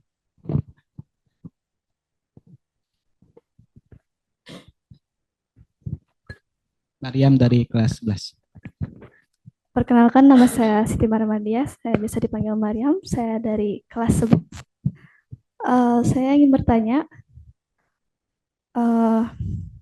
kenapa hanya beberapa mausin saja yang kan dalam sholat? Kenapa mausin syahadah itu, mausin rahim sama yang terakhir itu kenapa tidak ada di gerakan sholat? Terima kasih Mariam. Terima kasih Mariam pertanyaannya. Bapak juga belum kepikir ini pertanyaan ini, bagus sekali. Terima kasih Mariam pertanyaan. Silakan Pak Heri. Terima kasih. Karena di awal-awal, mautin awal kita relatif nggak ngapa-ngapain, kita relatif tidak bertanggung jawab apapun. Kita mulai punya tugas, mulai tanggung jawab tuh di sini, mulai tegak. Ya. Hubungannya dengan sholat. Kita mulai melaksanakan pengabdian sejati kepada Allah itu di sini. Sebelumnya belum. Sebelumnya kita baru dikirim aja ke bawah. Dikirim ke dunia untuk mengabdi kepada Allah. Dari sini baru ada simbol-simbol. Sholat adalah simbol pengabdian pada Allah yang paling utama. Makanya baru di dunia mulai. Itu ya, Maria. Sama-sama, alhamdulillah. Terjawab ya? Alhamdulillah. Ya, sholat kan diwajibkan di dunia ini ya. Sementara di alam syahadah kita belum ada jasadnya, diwajibkan juga. Apalagi kalau di alam rahim itu masih bayi, belum diwajibkan sholat juga. Kalau di rahim sholat kasihan ibunya. Aduh, aduh, aduh.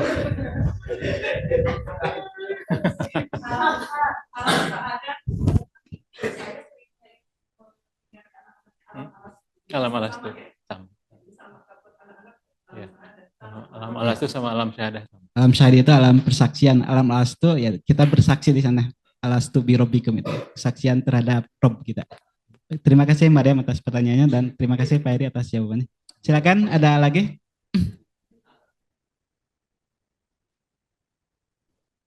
Harusnya semakin penasaran kenapa kok sholat ini bisa dikaitkan dengan alam-alam itu.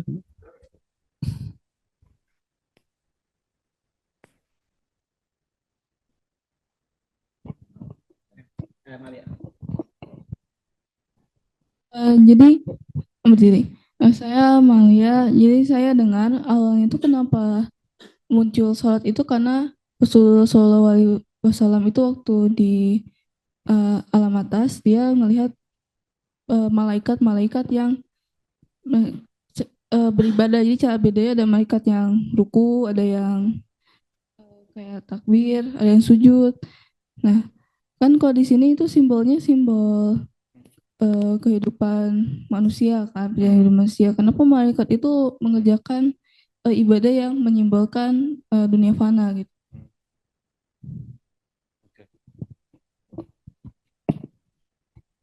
Terima kasih Maria atas pertanyaan. Mungkin langsung saja. Ya.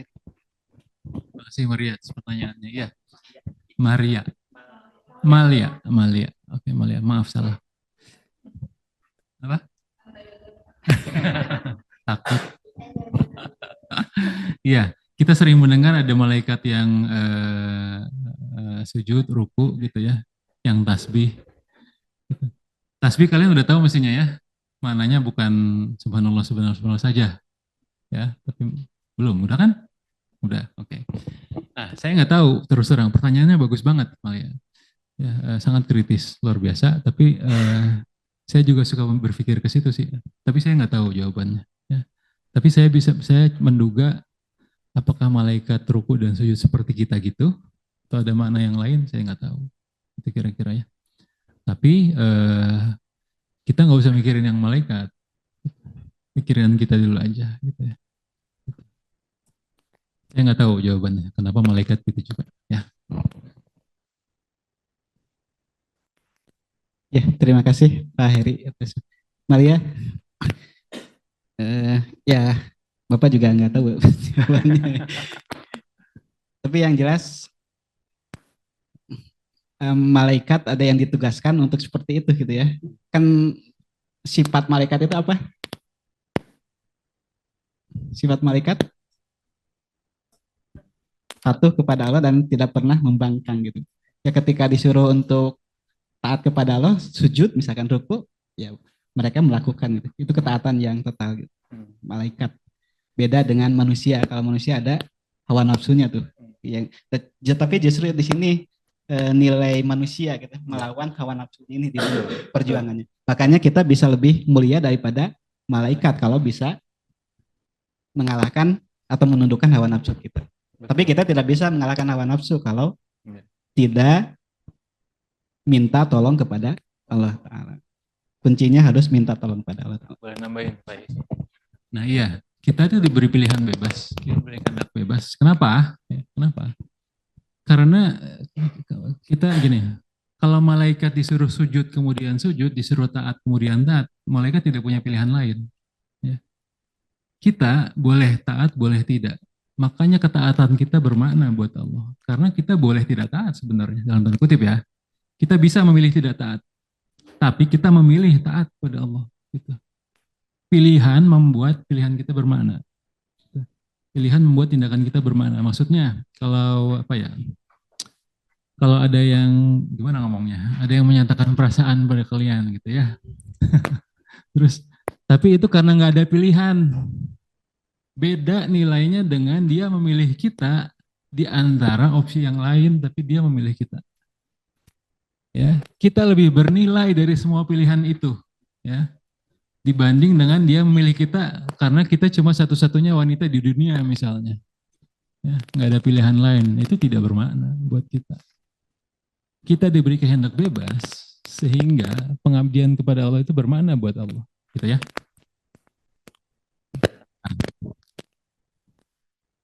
Terima kasih Pak Heri atas tambahannya. Silakan, ada lagi yang mau ditanyakan? Ya, Davin, silakan.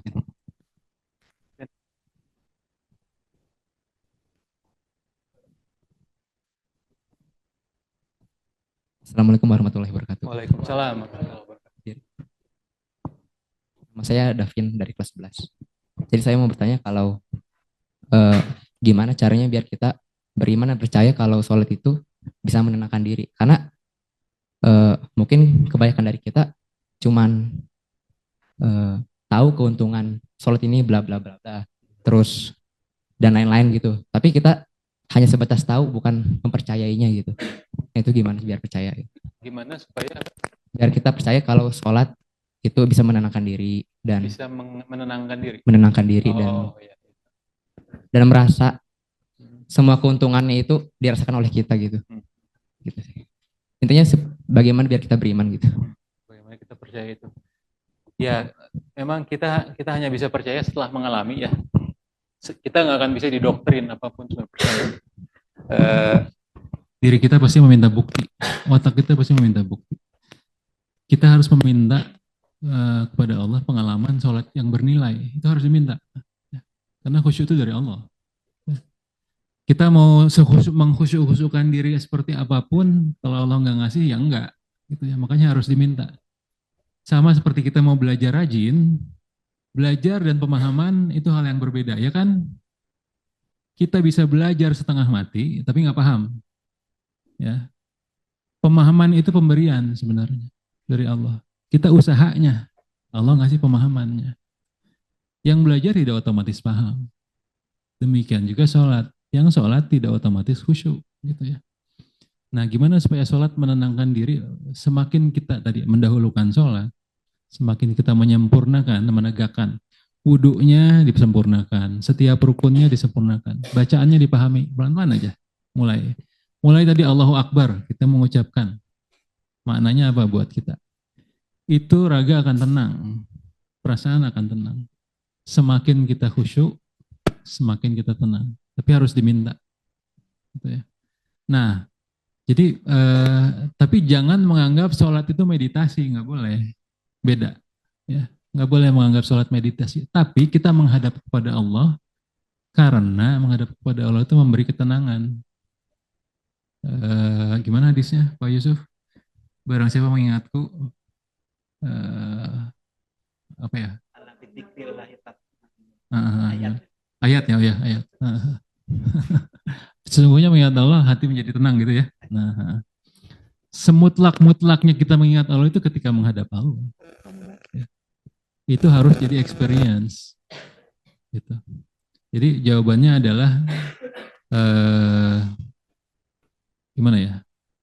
Ketenangan itu harus diminta. Tapi setiap kita berusaha mendahulukan hak Allah, menyempurnakan hak Allah lewat sholat, Allah juga memberi kesempurnaannya. Gitu ya, pelan-pelan aja. Ya sih, itu aja. Terima kasih. Terima kasih Davin atas pertanyaan dan Pak Heri atas jawabannya. Masih ada 7 menit lagi. Ada yang mau ditanyakan lagi? Fauzi. Assalamualaikum semuanya. Saya Fauzi Ismail dari kelas 11. Saya mau nanyakan, lebih memperjelas sih, kayak saya mau mengkritisi tentang yang bagian sujud, gerakan sujud. Kalau misalnya gerakan sujud itu berarti kolb itu udah di atas, udah di rasional itu di bawah kolb. Mungkin boleh diperjelas lagi akal jiwa itu apa, kolb itu apa, akal yang rasional apa gitu maksudnya. Saya mau kritisi situ tapi definisinya aja nggak tahu gitu. Itu aja Pak. Akal jiwa, bahasan yang satu pertemuan sendiri. Singkatnya akal jiwa itu apa ya? Akal ya, jiwa itu punya akal sendiri. Ya. Tapi letaknya di intinya kolb. Gitu ya. Letaknya di situ. Semakin kita menyucikan kol, semakin ke dalam, itu akan bercahaya. Intinya itu kurang lebih ya, penyederhanaannya. Dalam proses itu akal jiwa kita menjadi hidup. Sekarang jiwa kita ada, tapi seperti kanak-kanak atau belum berpengetahuan. Semakin kita hidup, bereksperience dengan menghidupkan jiwa dan lain-lain, jiwa kita belajar juga. Sama seperti kita, rasionalitas itu berkembang. Kecerdasan kita berkembang dari waktu ketika kecil sampai sekarang kan beda jauh. Jiwa juga gitu. Sama.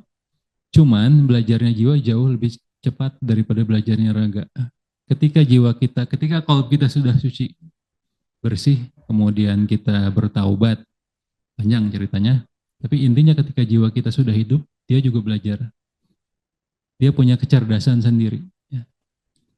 Jiwa senangnya hal-hal esensial.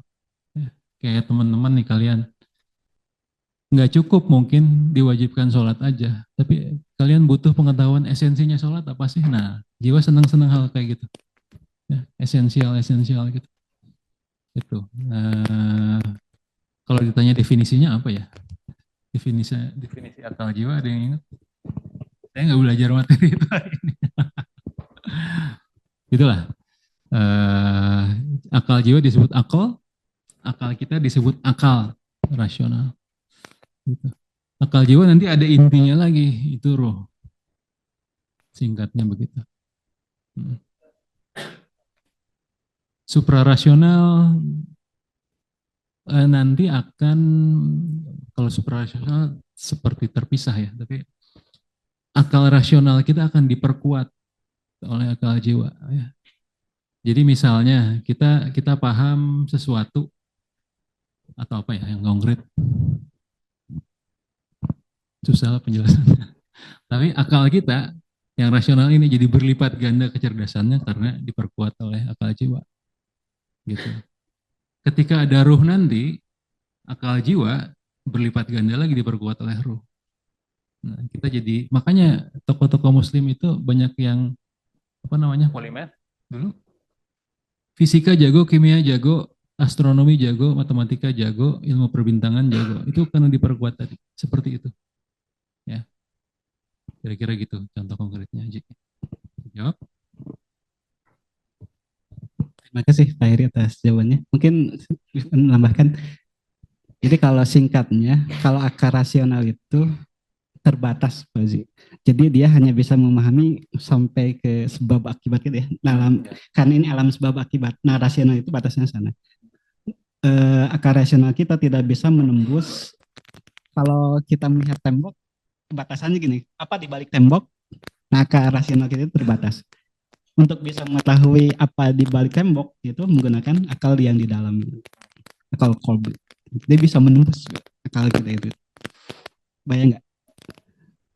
Tapi itu harus hidup dulu. Sebenarnya ketika kita lahir sudah ada akal ini namanya fuad, baru fuad. Fuad itu akal jiwa, tapi yang paling bawah. Kita bisa berpikir itu sebenarnya karena ada gabungan itu. Ada akal fuad itu yang ke otak itu tuh. Makanya fuad ini masih bisa kena neraka nantinya. Allati tatoli'u alal afidah, bisa kebakar gitu. Kalau salah dalam menggunakannya. Makanya kenapa ada refleksi di kita? Di Quran kita dipancing atau ditantang untuk senantiasa afala ta'qilun gitu. Itu untuk menggunakan akal kita dalam rangka mengembangkan kapasitas akal kita menjadi akal yang lebih hebat lagi. Refleksi itu kalian kalau serius itu bisa menumbuhkan akal itu tuh, mengembangkan akal. Nah, dengan semakin berkembang akal itu nantinya kita akan bisa memahami kehidupan lebih baik lagi gitu. Nah, makanya yang bisa memahami tentang makna di balik semua itu adalah akal yang paling dalam, lub nantinya itu. Ulil albab namanya. Nah, ulil albab itu yang bisa menyingkap hakikat dari segala sesuatu itu. Yang bisa menembus tadi itu. Makna di balik segala sesuatu. Kenapa misalkan Fauzi mengalami hal-hal tertentu misalkan ya.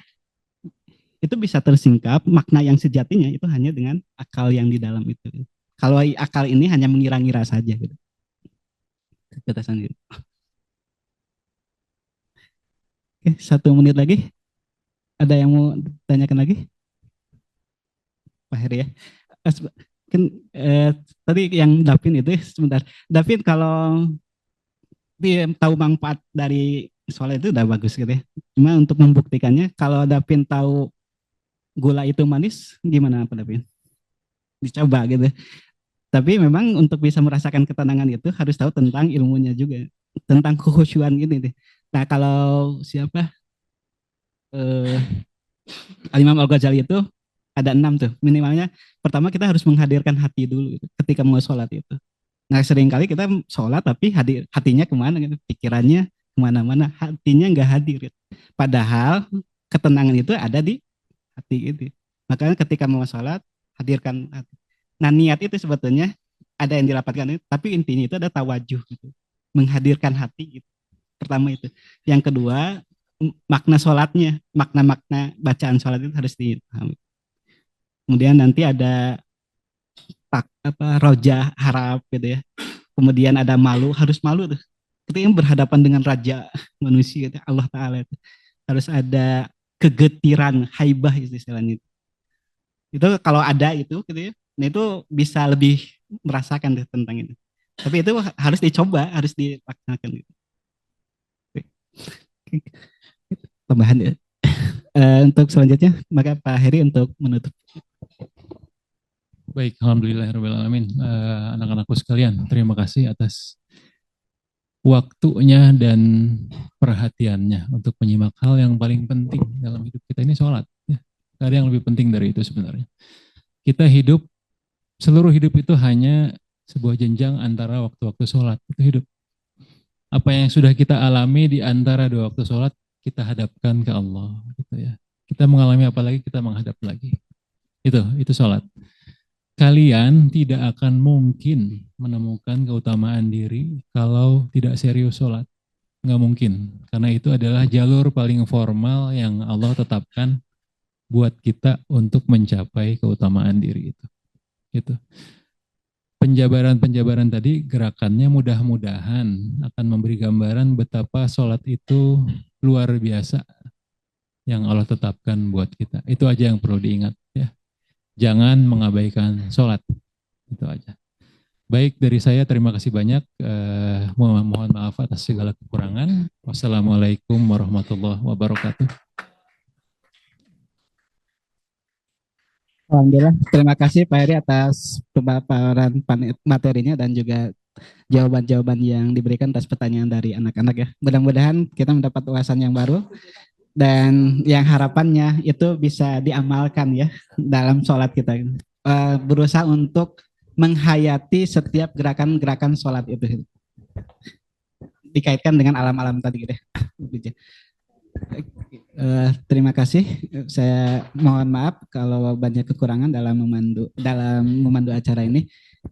Untuk selanjutnya saya serahkan kembali kepada MC, kepada Rifki dan Misal, dipersilakan.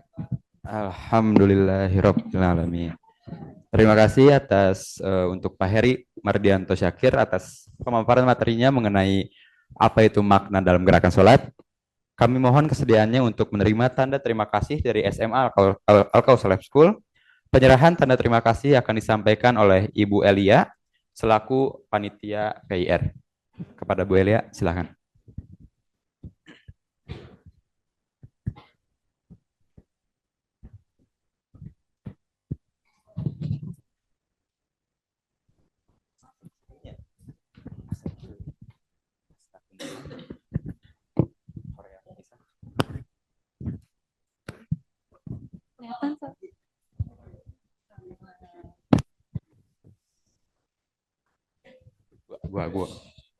Terima kasih kepada Bu Elia dan Pak Heri. Berikutnya adalah sesi persiapan untuk buka puasa. Untuk sebelum ke gazebo, isi tumbler. Ya, jadi teman-teman sebelum kita ke gazebo untuk buka puasa bersama, teman-teman dipersiapkan untuk mengisi air minum tumbler yang sudah dibawa di bawah. Kemudian nanti kita akan pindah lokasi ke gazebo untuk makan bersama.